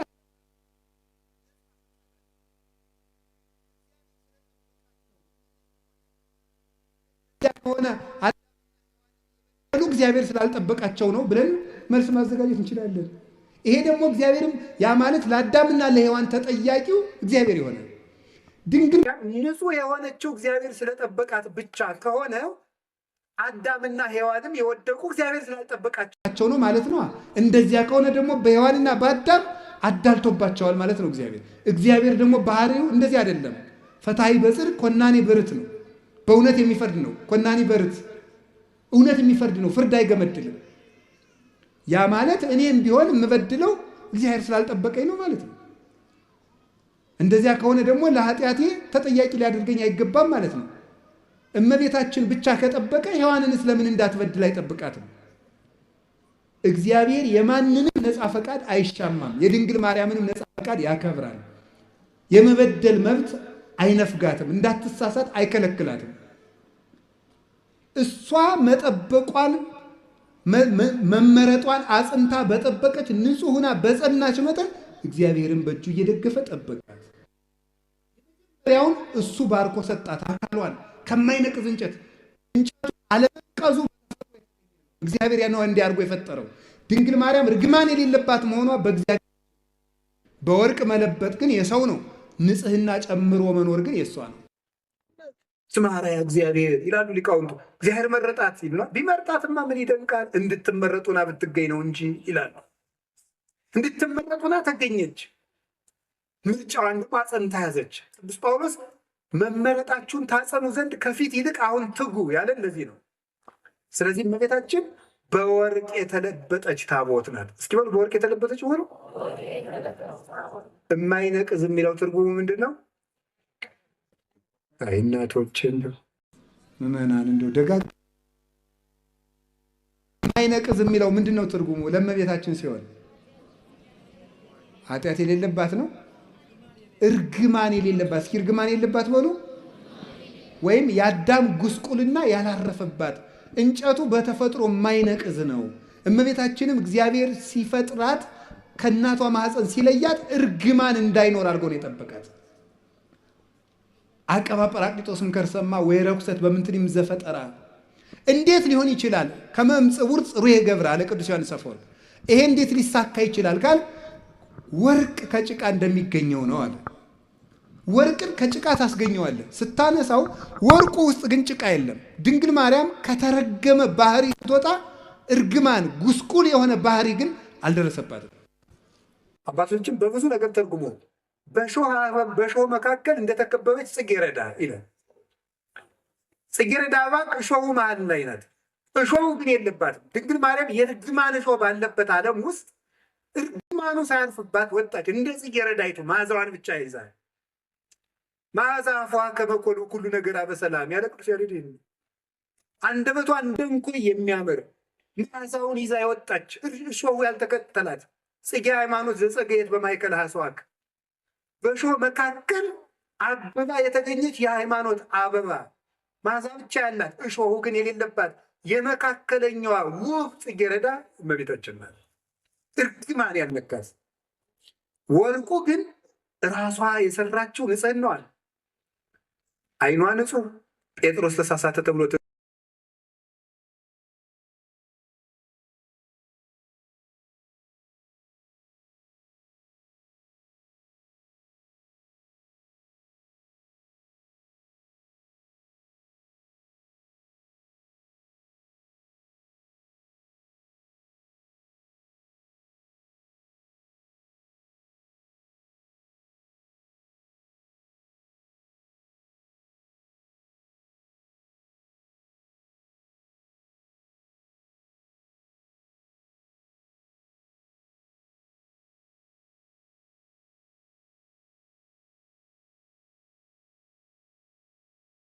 አይገባኝም ይሄ ይገባኛል የማትል ስደት አይገባኝም ሳትል የተሰደደች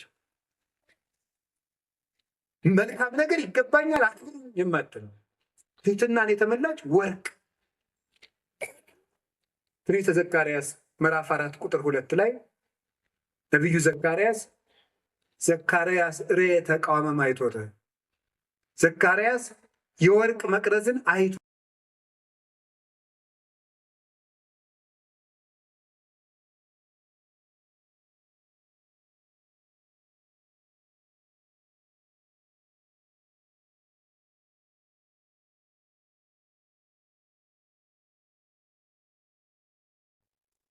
ትንቢተ ዘካርያስ ምዕራፍ 4:2 ላይ ቅዱስ ያሬድ ይህን ወስዶ ይላል ዘሕዝቅኤል እሱት ምስራቅ ዘዘካርያስ ተቋም ዘወርቅ ማርያም ኢቲ ዘውዳሴሃ እሙቅ። የሕዝቅኤል የምስራቅ በር የዘካርያስ የወርቅ መቅረዝ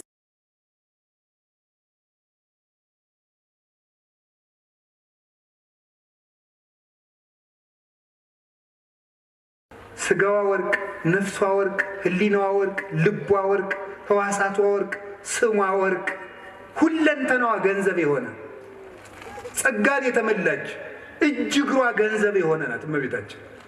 እኛ እኮ እንደው ብዙ የሚጣል ያለን እንደ ዱባ ታውቃላችሁ። በቤተ ክርስቲያን ስርዓት ዱባ ለቤተ ክርስቲያን ስለት አይገባም። አይገርማችሁ? ፍትሐ ነገሥት አንቀጽ 17 ላይ አንቀጽ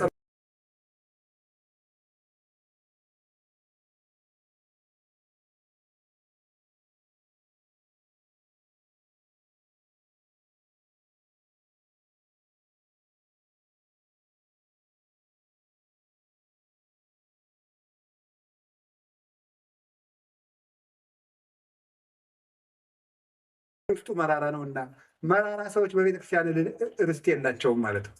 መራራ መሆን ክፉ ነው።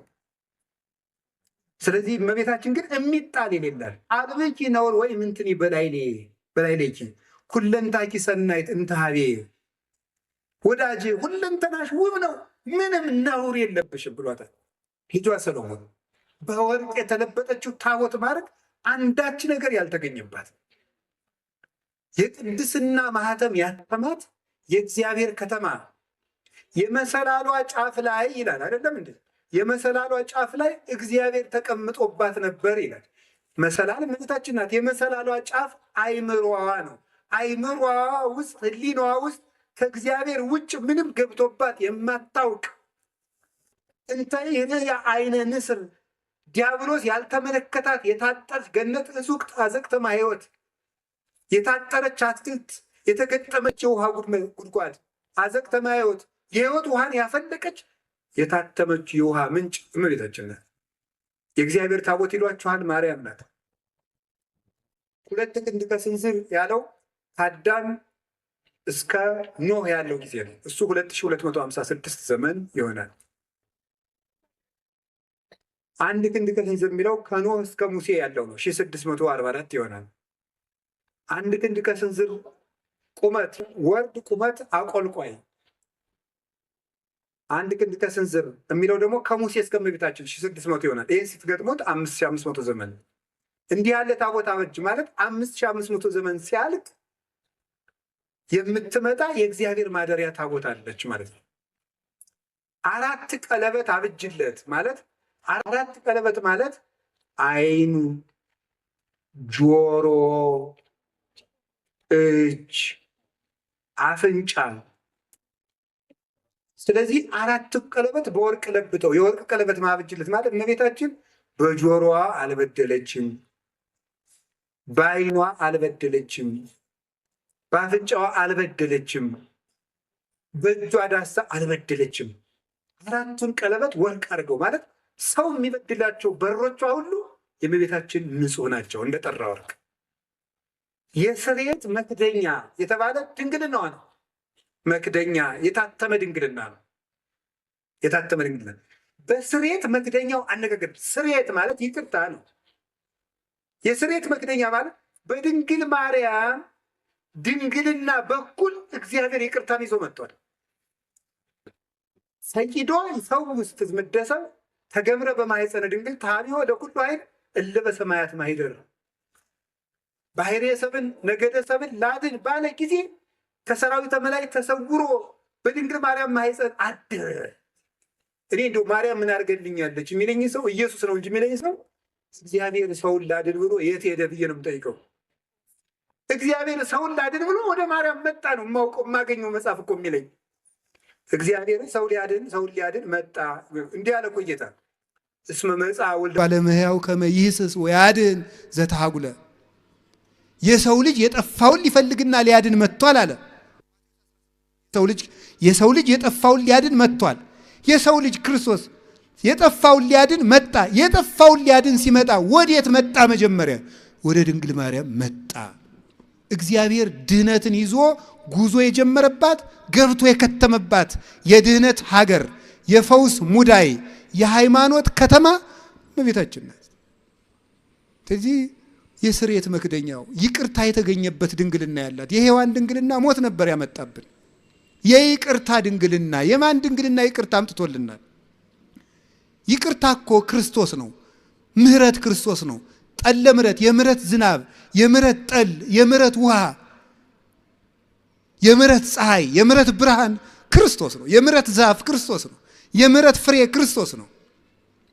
እሱን ያስገኘ ድንግልና የድንግል ማርያም ምህረት የሰጠ ድንግልና፣ ምህረት የፈሰሰበት ድንግልና፣ ምህረትን ዓለም ያሳየ ድንግልና የማርያም ድንግልና ነው። ዝም ብሎ ድንግልና አይደለም። ጓዲድ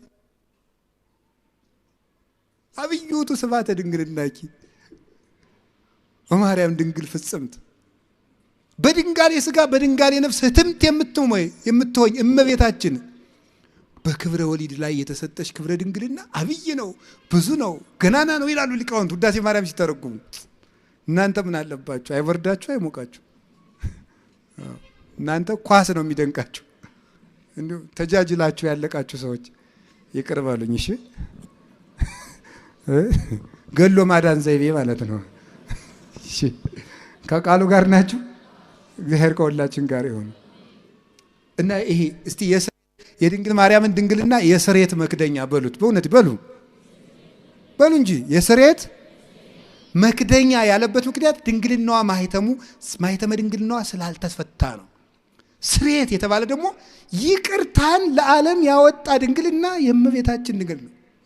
እኔ እውነቴን ነው።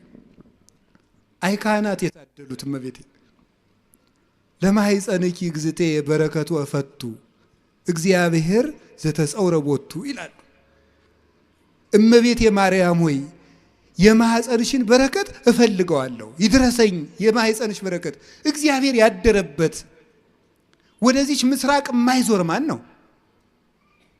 ፀሐይ ጽድቅ ኢየሱስ ክርስቶስ ወጥቶ የሚያጽደለድልባትን ያችን ምስራቅ ዘወር ብሎ ማየት የማይፈልግ የጨለማው ልጅ ካልሆነ በቀር እሱ ማን ነው? መዞር የሚያሰኘኝ እኔ ወደ እመቤታችን ነው። ወደ እሱ ያልዞርኩ ወዴት ልዞር?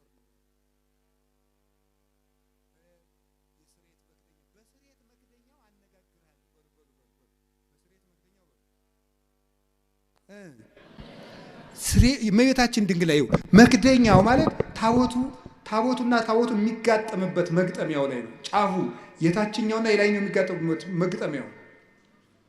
ይሄ የስርየት መክደኛ የእመቤታችን ድንግልና ነው።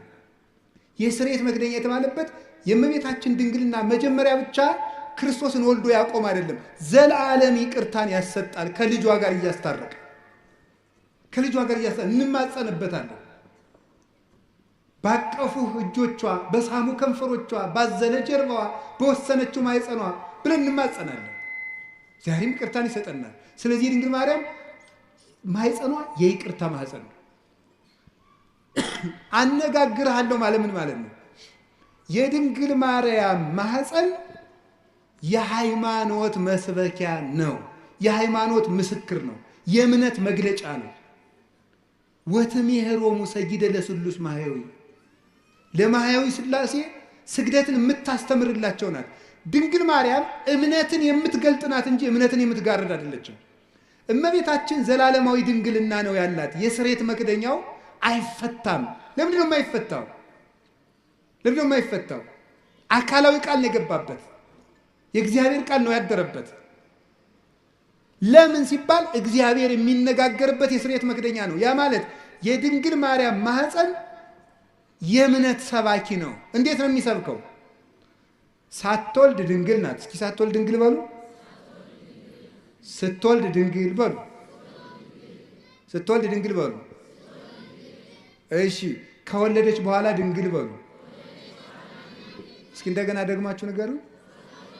ያው ሶስቱንም ንገሩኝ እንጂ። እሺ ከወለደች በኋላ ይሄ ማለት ምን ማለት ነው? በስርየት መክደኛው ምን እልሃለሁ ነበር ያለ? ዘብዛባ ሁኜ እንዳይመስላችሁ እሺ። ነገርን ከነገር ለማገናኘት ነው የምደግመው። እሺ በስርየት መክደኛው ምን አረጋለሁ ነው ያለው? የስርየት መክደኛ ያልነው በሐዲስ ኪዳን ሲተረጎም ምንድን ነው? የእመቤታችን ምንድን ነው? ድንግልናዋ ነው። ድንግልናዋ ነው የስርየት መክደኛ። ስርየት የተባለ ይቅርታን የሰጠ ክርስቶስ ከማን ስለተወለደ ነው? ከእመቤታችን ስለተገኘ። እንደዚያ ከሆነ ሳትወልድ ምንድናት? ድንግል በሉ። ቀጥሉ። ስትወልድ ከወለደች በኋላ ለምን በሉ እንጂ ምን ያደርጋል ይሄ ስትሉ ለልጇ ምስክር ስለሚሆን። ምን? ኢየሱስ ክርስቶስ ሳይወለድ አምላክ በሉ፣ ሲወለድም አምላክ፣ ከተወለደ በኋላም አምላክ። ስለዚህ ዕብራውያን 13 ቁጥር 8 ላይ ኢየሱስ ክርስቶስ ዘትማልሙ ወክም መውቱ እስከ ለዓለም፣ ኢየሱስ ክርስቶስ ትናንትም ዛሬም እስከ ዘላለሙ ድረስ ያው ነው ይላል። ያው ነው።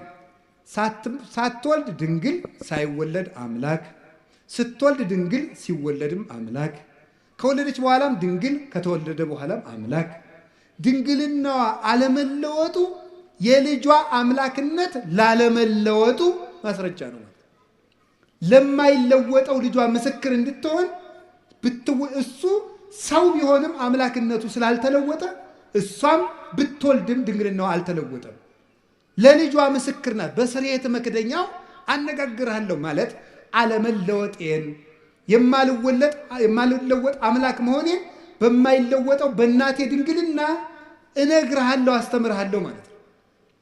ቅዱስ ዮሐንስ አፈወርቅ ሃይማኖተ አበው ምዕራፍ 67 ቁጥር 31 ላይ ይላል እሰብክ መንገለ ድንግልና ለማርያም እንተ ትከውን ስም አለቃል ይላል። ለቃል ምስክር በምትሆን በድንግል ማርያም ድንግልና ክርስቶስን እሰብከዋለሁ ይላል። ለቃል ምስክር በምትሆን በድንግል ማርያም ድንግልና ክርስቶስን እሰብከዋለሁ። የድንግል ማርያም ድንግልና የክርስቶስ መስበኪያ ነው። ድንግልናዋ አልተለወጠም። ለምን? እሱም ሰው ሲሆን አልተለወጠምና። የማይለወጥ አምላክ መሆኑን ለማስረዳት የእናቱን ድንግልና ሳይለውጥ ተወለደ። ትንቢተ ሚልክያስ ምዕራፍ 3 ቁጥር 5 ላይ አንሰ እግዚአብሔር አምላክክሙ ዘኢይትዌለድ፣ እኔ የማልለወጥ አምላካችሁ እግዚአብሔር ነኝ፣ እኔ እግዚአብሔር አምላካችሁ አልለወጥም ብሎ ነበር። የማይለወጥ አምላክ መሆኑን ለማስረዳት ከእናቱ ሲወለድም ድንግልናዋን እንዳይለወጥ ጠበቀ። አቀበ ማኅተመ ድንግልና ከመትኩን መራሒተ ለሃይማኖት አበይ፣ አቀበ ማኅተመ ድንግልና ከመበፅንሳ መንክር ትኩን መራሒተ ለሃይማኖት አባይ። ድንቅ በሚያሰኝ ማኅተመ ድንግልናዋ ለታላቂቱ እምነት ምስክር ትሆን ዘንድ ድንግልናዋን ጠበቀው ይላል። ስለዚህ የድንግል ማርያም ድንግልና ለክርስቶስ አለመለወጥ ምስክር ነው። ክርስቶስ ሰው የሆነ አምላክ ነው። ሰው የሆነ አምላክ ነው። ሰው ብቻ አይደለም፣ አምላክ ብቻ አይደለም፣ ሁለትም አይደለም፣ ነጠላም አይደለም። ሰውነቱ በአምላክነት እንዳልተለወጠ ድንግል ስለሆነች እናትነት አልቀረባትም። አምላክነቱ በሰውነት እንዳልተለወጠ ድንግልናዋ በእናትነት አልተለወጠባትም። አምላክ ወሰብ ስለሆነ ሁለት ባህሪ እንደማይባል ሁሉ ድንግልም እናትም ስለሆነች ሁለት ሰው አይደለችም። እናቱ አንድ ሁና ድንግልም እናትም እንደሆነች ክርስቶስ አንድ አካል አንድ ባህሪ ሲሆን አምላክነቱ በሰውነት ሰውነቱ በአምላክነት ያልተለወጠበት በተአቅቦ የሚኖር በተዋሂዶ ክብሩን የገለጠ ስግው ቃል ወልድ ዋሕድ አምላክ ወልደ አምላክ ይባላል። እንግዲህ ከገባችሁ ይገባችኋል። ደግሞ ይገባችኋል። ይዛችሁታል። እሺ፣ ድንግል ማርያም ድንግል ናት በሉ። እሺ፣ እናት ናት በሉ። ክርስቶስ እሳ አምላክ ነው በሉ። ሰው ነው በሉ። ደግሞ ድንግል እናት ግን ሁለት ናት። ክርስቶስ አምላክ ነው፣ ሰው ነው፣ ሁለት ነው አይደለም፣ አንድ ባህሪ ነው። ስለዚህ የተዋህዶ ምስክር ናት ማለት ነው። የተዋህዶ ምስክር እንድትሆን ድንግልናዋን የጠበቀበት ምክንያት ለዚህ ነው። ስለዚህ እግዚአብሔር በዚህ ነግሮናል። ትንቢተ ሕዝቅኤል ምዕራፍ 44 ቁጥር 2 ላይ ድንግል ማርያም ድንግል ሆና የሆነችውና በዘላለም ድንግልና የቀጠለችው ድንግልናዋ ያልተለወጠው ለምንድን ነው ብትሉ፣ አንደኛ ለልጇ ምስክር እንድትሆን ነው። አሁን ባልኳችሁ የልጇን አለመለወጥ እንድትመሰክር፣ የልጇን ተዋሂዶ እንድትመሰክር፣ ለልጇ ምልክት እንድትሆን። ትንቢተ ኢሳይያስ ምዕራፍ 7 ቁጥር 11 ላይ እግዚአብሔር ይውበክሙ ትእምርተ፣ እግዚአብሔር ምልክት ይሰጣችኋል፣ ድንግል በድንግልና ጸንሳ በድንግልና ትወልዳለች፣ ስሙንም አማኑኤል ትለዋለች አለ። ማቴዎስ ምዕራፍ 1 ቁጥር 23 ላይ በነቢይ የተነገረው ይፈጸም ዘንድ ስሙን አማኑኤል ትበለው በለው፣ ድንግል በድንግልና ትወልዳለች፣ ስሙም አማኑኤል ይባላል የተባለ ይፈጸም ዘንድ አለ። እግዚአብሔር ምልክት ይሰጣችኋል፣ ድንግል ትወልዳለች አለ። ድንግል ማርያም ዘላለማዊ ድንግልና ከሌላት ምልክትነቷ ምንድን ነው? ምልክት የሆነችው እኮ ዘላለማዊ ድንግልና ስላላት ነው። ያ ምልክት የተፈጸመባት ድንግል ደግሞ እመቤታችን እንደሆነች ወንጌላዊ ነግሮናል። ስለዚህ ድንግል ማርያም የማይለወጥ ዘላለማዊ ድንግልና አላት። ለምን? ምስክር እንድትሆን፣ ምልክት እንድትሆን፣ ለሃይማኖት ማስረጃ እንድትሆን። ወዲህም ደግሞ ለምንድን ነው የማይገባባት ሲባል ሌላ ባል አላገባችም፣ ሌላ ልጆችን አልወለደችም። ለምን? የኃያላን አምላክ እግዚአብሔር ስለገባባት። ሕዝቅኤል ምዕራፍ 44 ቁጥር 4 ላይ እንደተነገረው የሰራዊት ጌታ እግዚአብሔር ገብቶባታልና ሌላ አይገባባትም፣ ተዘግታ እጹታ ትነብር ለዓለም፣ ለዘላለሙ ታትማ ትኖራለች። መልስ ለምን? እግዚአብሔር ስለገባባት። እግዚአብሔር ስለገባባት። አንዳንዶቹ ምን ሊሏችሁ ይችላሉ? አረ ትንቢተ ሕዝቅኤል ምዕራፍ 44 እኮ ስለ ማርያም የሚመለከት አይደለም ይላል። አይድረስ እኮ ነው እናንተ። ደንቆሮና እንትን አሉ እንደ ብልህና ጅል ተከራክረው አሉ፣ ጅል አሸነፋሉ። ምን ብሎ ሲባል እምቢ ብሎ። እንዲሁ ይገርማችኋል እኮ እንደዚህ ነው። ምንድን ነው የሚለው? እምቢ። እንደዚህ ነው። መልሱ ምንድን ነው? አይደለም። እንዴት ብሎ አይደለም ይባላል? እንዲሁ እኮ ይገርማል። እንዲሁ ምን ይሻላቸዋል? ድንቁርና እንዲሁ ነውር ነው። ድንቁርና እንዲሁ ጥበብ ቤቷን ሰራች እንደተባለ ጥበብ ድንቁርና ቤቷን ሰራች፣ 7 ምሰሶም ማቆመች ያስብላል። እነዚህ እኮ ነውር ነው። ስለ እመቤታችን አይደለም ለማለት ምንድን ነው ማስረጃ? አንድ እኮ እንዲሁ የመጽሐፍ ቅዱስ መንፈሳዊ ሕይወት አለ። በስነ ጽሑፍም ቢሆን ሕግ አለ። አንድ በስነ ጽሑፍም እኮ እንዲህ ነው ለተባለ ባለሙያዎቹ ሀሳብ ሲሰጡበት ነው። ባለሙያዎቹ ሀሳብ ይሰጡበታል። ሙያ አለው እኮ። ሲያውን እኔ ብድግ ብዬ እኔ ስፔሻሊስት ዶክተር ነኝ ብል ምን ትላላችሁ? ይሄ መነኩስ ያበደ አትሉም? እንደዚህ እኮ ነው ያላችሁ። ሙያ አለው ነው። ባለሙያውን ነው የምትጠራ። መቼም ኩላሊት ልብ ሳስበው በግራ ጡት ዝቅ ብላ ነው ያለች፣ እስቲ ኦፕሬሽን ላድርግ አይባልም። እንዲህ ሳስበው ተብሎ ስራ አለ የለም።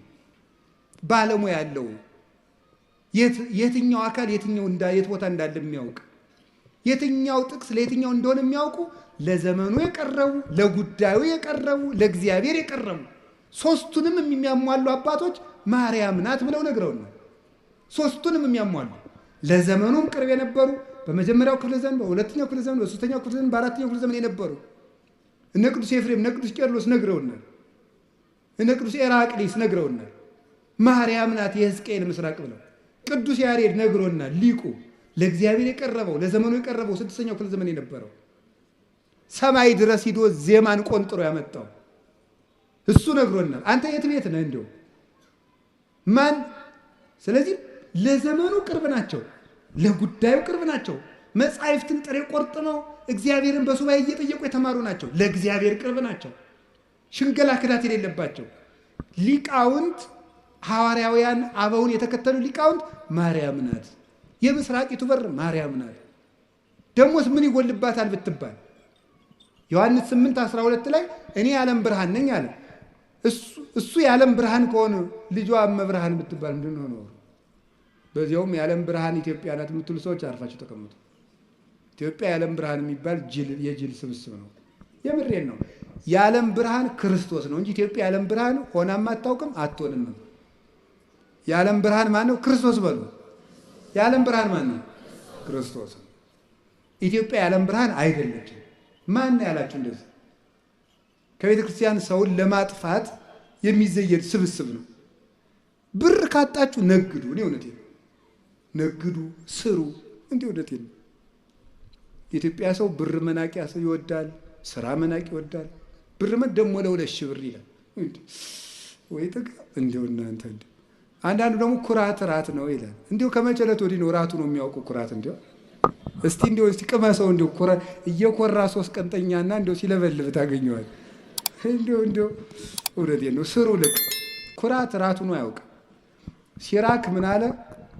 3 ሰዎች ነፍሴን አበጻጯት አለ። ሴሰኛ ሽማግሌ፣ ንፉግ ባለጸጋ እና ትዕቢተኛ ድሃ እንደው ነፍሴን አበሳጯታል።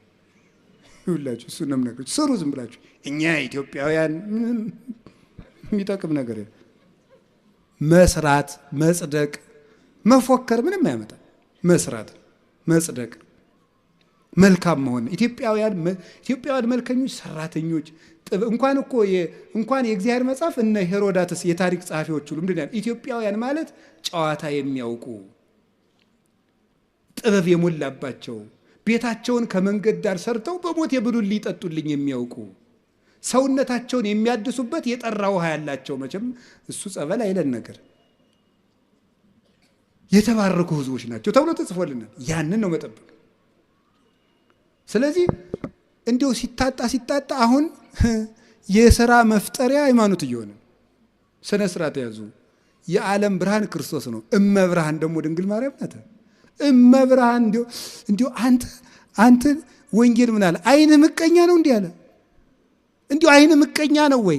ልጇ ብርሃን ከሆነ እናቱ ደግሞ ማለት እናት ነው። እመብርሃን ማለት የብርሃን እናት ነው። እንዲሁ ያማሃል። እመብርሃን ማለት ምንድን ነው የሚቸግርህ? ልጇ ብርሃን ነኝ አለ። እንደወለደችው ደግሞ ነገረው ያው ወንጌል። እንዴት እመብርሃን አትላትም? ምቀኝነት እኮ ነው። ራይ ድረስ ነው። እንዲሁ በማይደረስበት ይቀናል እንዴ? ትባሸቃላችሁ እንዴ? ጠላት ከፈለጋችሁ ሰይጣን አልላችኋል እንዴ? እሱን አትሰላለፉትም? እንዲሁ ማርያም ምን አደረገቻችሁ? ምሕረት አዝላ በመጣች። ስለዚህ የእግዚአብሔር ቤተሰቦች እመቤታችን የብርሃን እናቱ የፀሐይ ጽድቅ እናት ናት። ስለዚህ ለምንድን ነው ድንግል ማርያም ዘላለም ድንግል መሆን ያስፈለጋት ሲባል ቅድም እንዳልኳችሁ ለልጇ ምስክር እንድትሆንና እግዚአብሔር ስለገባባት ነው። በእግዚአብሔር ዙፋን ፍጡር አይቀመጥም። እኔ ቀናተኛ አምላክ ነኝ፣ ክብሬን ለሌላ አልሰጥም ይላል የሰራዊት ጌታ እግዚአብሔር። እግዚአብሔር የገባባትን ማህፀን እግዚአብሔር የተቀመጠበትን ዙፋን ማን ነው የሚቀመጥበት? እስቲ በሉ እንደው አሁን የቀበሌ አስተዳዳሪ በወረዳ አስተዳዳሪ ወንበር ይቀመጣል? እስቲ ሂድና ሞክራት። አሽሮ ይለቃል። የለም አይፈቀድም። እንደው መጠንን ታውቆ ነው። እሟይ ያቅምሽን አልሙ ያልም ያሉ አሉ አይደል ቄሴ። አንዲት እሟይ ምድግ ብለው የኔታ አቤት እንደው እኔ በህልሜ ታቦት ተሸክሜ ሰው እያጠኑ ህልም አይቼ አይ እሟይ እንደው ያቅምሽን አልሚ እንደው ከሆነም እኔ ታቦት ተሸክሜ እንደው አንቺ ብታጠኝ ይችላል። እንደው ባይሆን ያም አይሆንም እኮ እንደው ያም አይሆንም። እንደው በየት አልፎ ባይቲ ሐሊፈኪ ድጓታ ምሕረኪ ያለ እንደው ነውር እኮ ነው። መጠን አለው ነው። አዎ እግዚአብሔር አባቶች ይላሉ በጳጳስ ወንበር ኤጲስቆጶስ አይቀመጥም፣ በንጉሥ ወንበር መስፍን አይቀመጥም። እግዚአብሔር በገባበት ዙፋን ፍጡር አይደርስም ፈጽሞ። እንዴት ያለስ ደፋር ነው! ሄሮድ ዮሴፍ ራ ያደረገው ጻድቅ ነው አይደል ያለው እንዴ? በዚያውስ ላይ ሐዋርያት እንኳን ክርስቶስን ከተከተሉ በኋላ ወደ ሚስት አልተመለሱም። እንደው ጴጥሮስ ሚስት ነበረው ይባላል። ጭራሽ እሷ አምላክን ወልዳ መልሳ ወደ ትዳር ተመለሰች ይባላል። ከቅዱስ ጴጥሮስ አንሳ ፈጽሞ ነውር ነው፣ ያላደለ ነገር ነው። የእግዚአብሔር ዙፋን ነው፣ ድፍረት ነው። እምንንቀው እግዚአብሔርን ነው። ማርያምን እመቤታችንን አይደለም የምንንቀው፣ እግዚአብሔርን መዳፈር ነው። እንዴት ትዳር ክቡር ነው ብሏል። ትዳር ክቡር የሆነው ለተፈቀደለት ነው። ትዳር ክቡር የሚሆነው ለሚጠቅመው ለተሰማራበት ለተፈቀደለት ነው። ሰው ሁሉ ወኩሉ ዘከመ ተጸውዐ ያሉ ሁሉም እንደተጠራበት አጠራር ይኑር ነው ያለ ቅዱስ ጳውሎስ። በንጽህና እኖራለሁ ያለ ይኑር እና ለድንግል ማርያም ግን ይሄ ሁሉ መጠኑ አይደለም። ወንድ አላውቅም ሐሳብ የራሱ የለኝም እኮ ነው ያለችው። ቅዱስ ጎርጎርዮስ ዘንዚናዙና ዘኑሲስ የሚሉት እንደዚህ ብላ ስትናገር በቃ ዘግታ ጨርሳለች ማህተሟን ነው የሚለው። ፈጽሞ ሐሳብ ራሱ ብልጭታ የሚባለው ራሱ መጥቶባት አያውቅም ስላለም የምታስበው እግዚአብሔርን ብቻ ነው። እንዲህ ያለች ነው የስርየት መክደኛ ያሰኛት ይሄ ነው። አማናዊት ታቦት እመቤታችን ናት።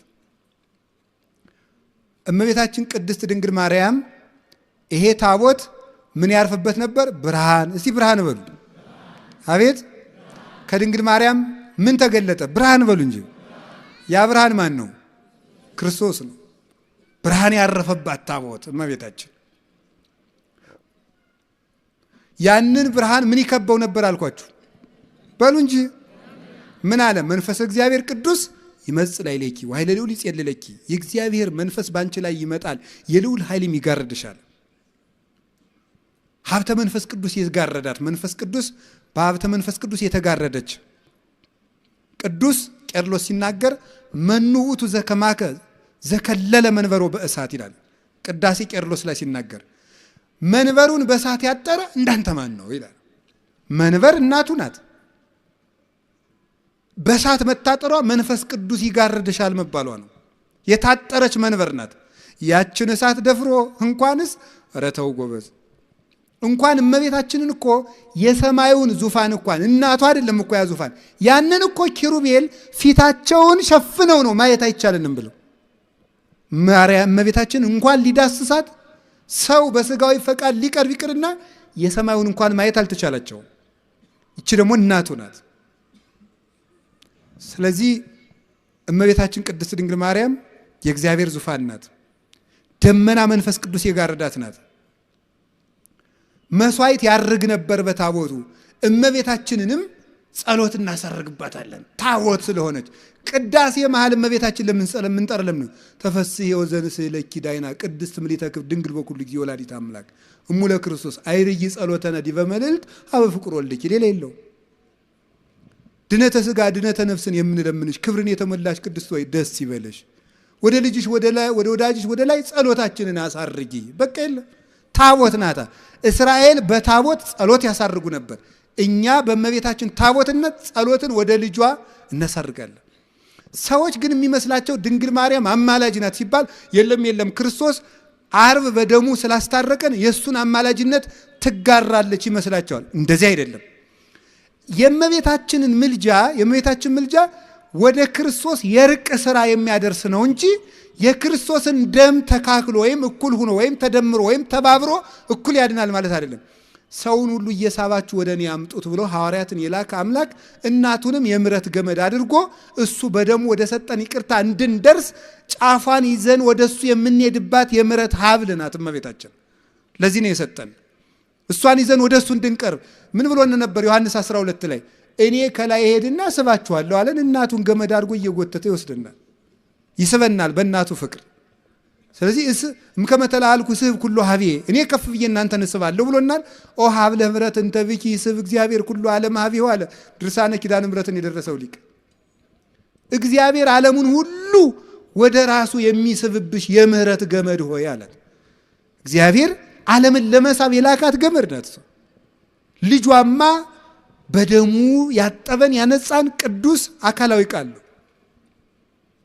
ስለዚህ እመቤታችን ምዕራገ ጸሎታችን ናት። ታቦቱ እንደሚያሳርግ ያ ጸሎት የመንገዳቸው ያ ታቦት የመንገድ መሪ ነበር ብያቸዋለሁ።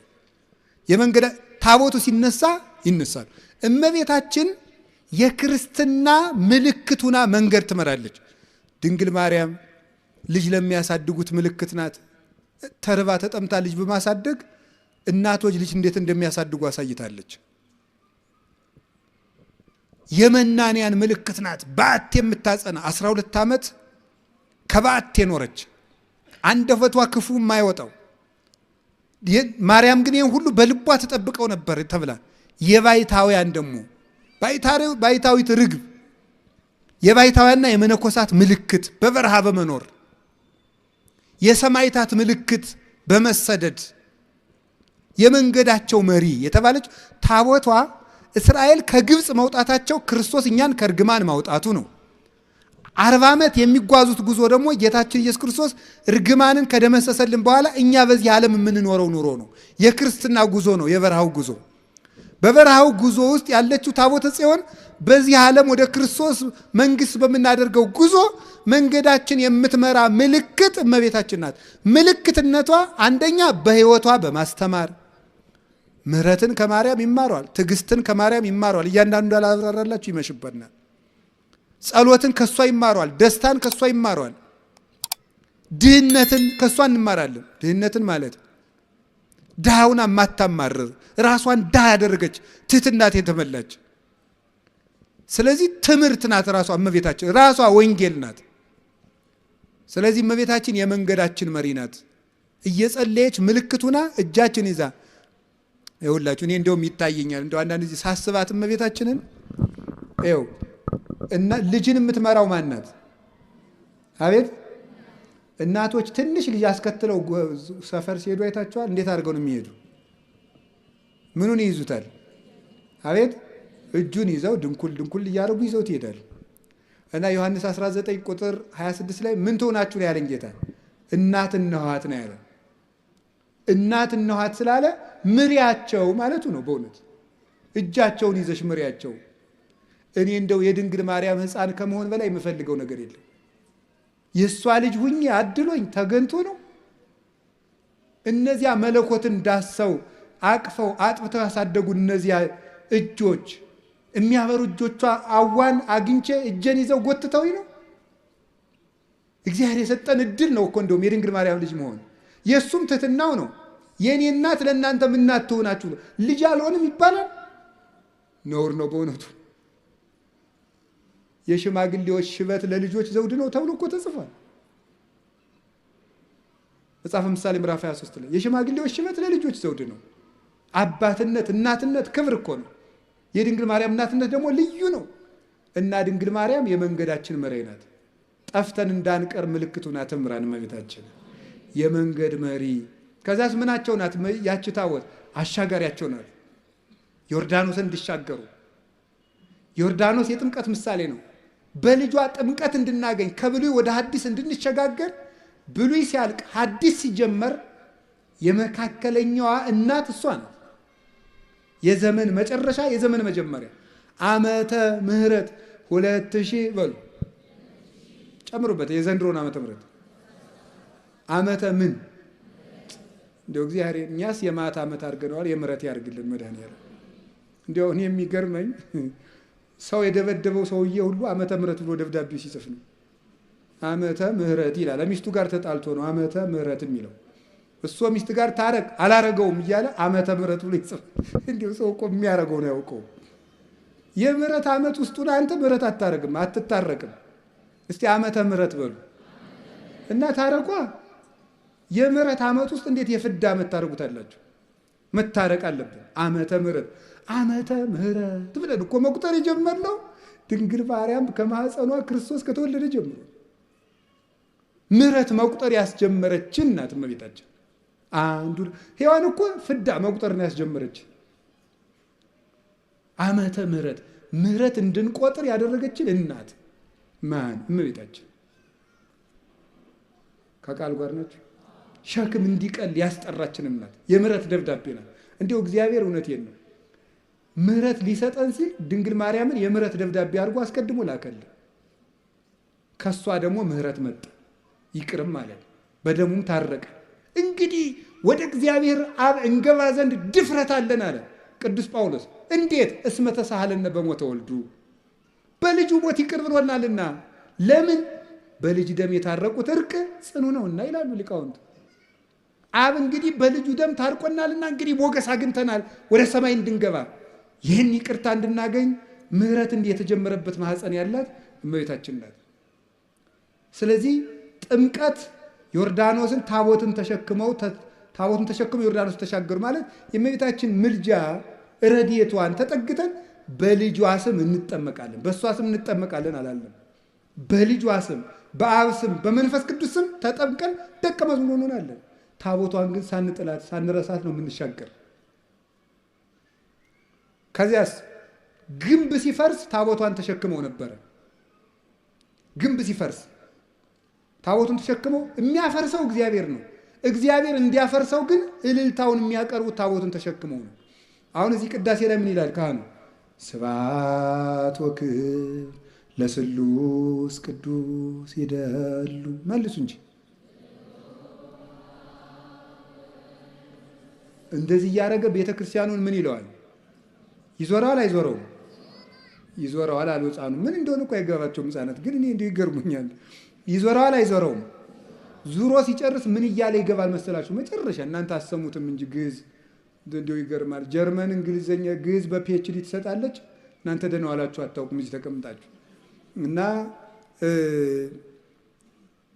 ዙሮ ሲጨርስ እንደዚህ አጥኖ ዙሮ ሲገባ ምን እግዚአብሔር አምላኬ በከማናል ከጥቅማ ለኢያሪኮ በእደ ኢያሱ ገብርከ ወልደ ነዌ ከማዋንል ጥቅማ ኃጢአቴ ወኃጢአቶሙ ለኵሎሙ ሕዝብከ ይላል።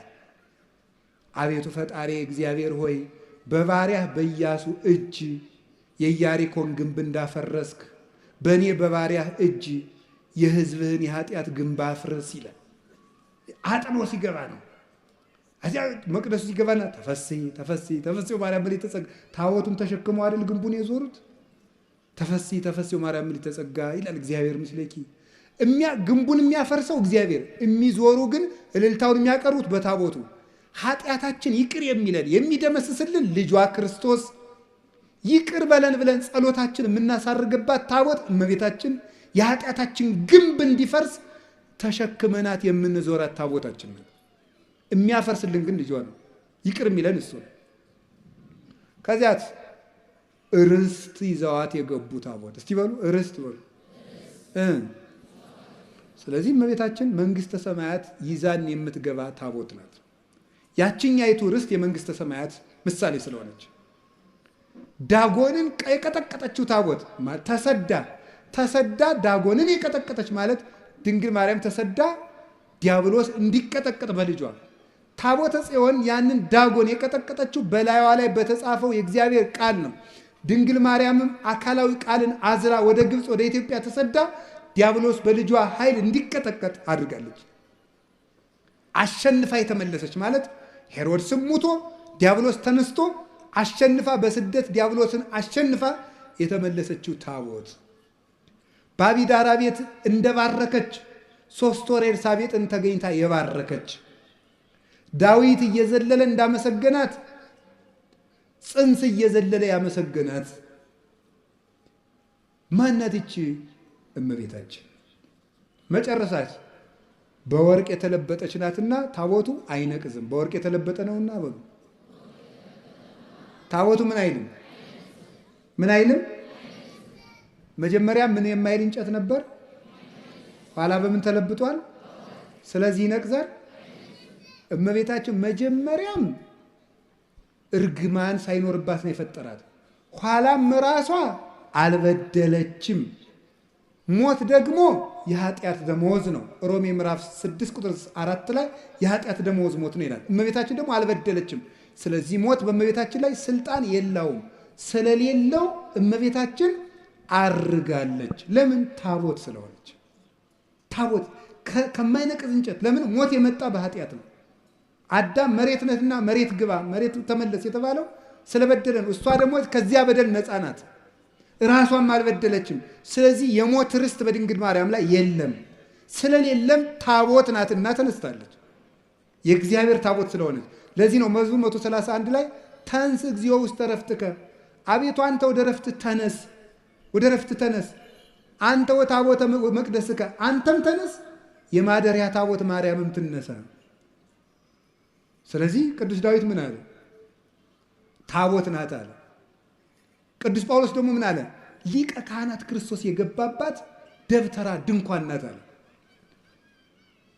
ዕብራውያን ምዕራፍ 9 ቁጥር 12 ላይ ወክርስቶስ ከዊኖ ሊቀ ካህናት ለእንተ ትበጽሕ ሰናይቱ በውስተ ትኄይሶተ አቢ ደብተራ እንተ ኢገብራ እደ ሰብእ። ክርስቶስ ግን ሊቀ ካህናት ሆኖ ሲመጣ የሰው እጅ ወዳልሰራት መቅደስ ገባ ይላል። ሊቀ ካህናት ሆኖ ሲመጣ ደብተራ፣ የሰው እጅ ወዳልሰራት፣ ደብተራ ማለት ድንኳን ነው። ደብተራ ብላችሁ ሰው አትሳደቡ። ደብተራ ማለት ድንኳን ማለት ነው። እንዲሁም ትርጉም የሌለው ነገር እኮ የምታወሩት። ደብተራ ማለት ድንኳን ማለት ነው። ምን እያላችሁ ነው? እንዲሁ ይገርማል። ሰማችሁ? እንዲህ ግዕዝ እኮ ነው። የማታውቁትን ልምታወራለች። ደብተራ ድንኳን ማለት ድንኳን ደግሞ የኦሪቲቱ ቤተ መቅደስ ናት ደብተራ የተባለች። ከዚያም እመቤታችን ናት። የሰው እጅ ወደ አልሰራት መቅደስ ገባ አለ። ልብ ብላችሁ ስሙ። በብሉይ ኪዳን መቅደሱ ይፈርሳል። ለምን በሉ? የሚሞት ሊቀ ካህናት የሚያገለግልበት መቅደስ ስለሆነ። ክርስቶስ ግን ዘላለማዊ ሊቀ ካህናት ነው። ሞት በሱ ላይ ስልጣን የለውም። እነዚያን ሞት እስመ ይስዕሮሙ ሞት፣ እነሱን ሞት ይሽራቸዋል። ዕብራውያን 7:25-27 እነሱን ሞት ይሽራቸዋል። እሱን ግን ሞት አይሽረውም። ክህነቱም የዘላለም ነው። እሱ የዘላለም ካህን ሊቀ ካህናት ስለሆነ እሱ የገባባት ቤተ መቅደስ ደግሞ የማትፈርስ ቤተ መቅደስ ናት። እሱ የባረካት ታቦት ናት። ስለዚህ ሊቀ ካህናቱ እንደማያልፍ ሁሉ ክርስቶስ የዘላለም ሊቀ ካህናት እንደሆነ እሱ የገባባት መቅደስም የዘላለም መቅደስ ናት። መቅደስ እንተይ ትትነሰት ደብተራ ፍጽምት ዘጳውሊ ዘይገብራ ወማይደሩ በጽድቅ ዘገብራ ካህሊ፣ ለሰራት ላዘጋጃት ሁሉን ለሚችል ለሱ ማደሪያው የሆነች የቅዱስ ጳውሎስ ፍጽምት ድንኳን ማርያም ናት አለን ቅዱስ ያሬድ። አባቷ ዳዊት እየዘመረላት፣ የልጇ ሎሌ አባቷ ዳዊት እየዘመረላት ፈለሰት ዘይበሊ ሀበዘ ይበሊ፣ ከሚፈርሰው ወደማይፈርሰው ዓለም አረገች። ለምን? ፍጽምት ድንኳን ስለሆነች፣ እማትፈርስ መቅደስ ስለሆነች፣ እማትነቅዝ ታቦት እንጨት ስለሆነች፣ በወርቅ የተለበጠች ስለሆነች ያቺ ታቦት ታየች። ቅዱስ ዮሐንስ ወንጌላዊ በራእይ የእግዚአብሔር ታቦትን አየዋት ያለን ታቦት እቺ ነበረች። ድንግል ማርያም ከሞት የተነሳችው ለምንድን ነው ከተባለ ታቦት ስለሆነች፣ የእግዚአብሔር ታቦት ስለሆነች ተነሳች። ያችኛይቱ ታቦት የሚሞት ሊቀ ካህናት የሚያገለግልባት መቅደስ ሊቀ ካህናት ይችሳ ኦ መቅደስ እንተባቲ እግዚአብሔር ብቻ ለገባባት መቅደስ አንክሮ ኤራቅዲስ ሃይማኖተ አበው ምዕራፍ 49 ላይ ሲነገር እግዚአብሔር ብቻ ላገለገለባት መቅደስ አንክሮ ይገባል። እግዚአብሔር ብቻ የገባባት መቅደስ ድንግል ማርያም ናት። ወደ እሷ ገባ፣ አገለገለባት። እሱ ብቻ የገባባት ናት። ሌላ አይገባባትም። ሞትም ሊደፍራት አይችልም። ስለዚህ የሰው ልጅ መሆን ታወቅ የልጇን አዳኝነት ቤዛነት መከተል ስላለባት እሷም ነፍሷ ከስጋዋ ተለይቶ ሞትን ቀምሳለች፣ ግን ተነስታለች። ስጋዋን የማፍረስ ስልጣን ከማይነቅዝ እንጨት የተቀረጸውን ታቦት ነቀዝ የመብላት ስልጣን እንደማያገኝ ወርቁ እንደሚከለክለው ሁሉ እግዚአብሔር መጀመሪያ እርግማ እንዳይኖርባት ስለጠበቃት ንጽህናም ስላለ ሞት የእሷን ስጋ መድፈር አይችልም፣ አፈር ሊበላው አይችልም። ስለዚህም ተነሳች። ተነስታም ዮሐንስ ወንጌላዊ ታቦት ስለሆነች አየኋት አለ። አይ ታቦት ናት ያችማ ስንል ደግሞ ያችን ታቦት ሰው ናት ብሎ ነቁጭ አለ። ራዕየ ዮሐንስ ምዕራፍ 12 ቁጥር 1 ላይ በሰማይ ታላቅ ምልክት ታየ፣ ብእሲት እንተ ትለብስ ፀሐይን የለበሰች ወርኅታይ ተገሪሃ ጨረቃ ከእግሯ ስር ያለች ወከዋክብት በዲቨርሳ በራሷ ላይ ከዋክብት ያሉላት ሴት አየች አለ። ዮሐንስ 11 ላይ ታቦት አየዋልና 12 ላይ ሴት አየዋለ። ያችም ማናት? ፀሐይን የለበሰች ናት። እንግዲህ ያው ፀሐይ ማን ነው? ክርስቶስ። ክርስቶስን ስለለበሰች ደግሞ ሞት በሷ ላይ ስልጣን የለውም፣ ትንሣኤ ልቡናን ስለተነሰች። እንግዲህ የሁላችሁ እግዚአብሔር አካላዊ ቃል ያደረባት ጸሎታችን የምታሳርግ ድንጋይ የሚያስተምር ብርሃን የሰፈረባት ደመና መንፈስ ቅዱስ የሚገባት መንገድን የምትመራን የምታሻግረን የኃጢአታችን ግንብ እንዲፈርስ የምታማልደን ርስት የምንወርስባት ሞት በሷ ላይ ስልጣን የሌለባት በክብር ያረገች እናት የእግዚአብሔር ታቦት ይሏችኋል ማርያም ናት። ወስብሐት ለእግዚአብሔር። ይቆየን።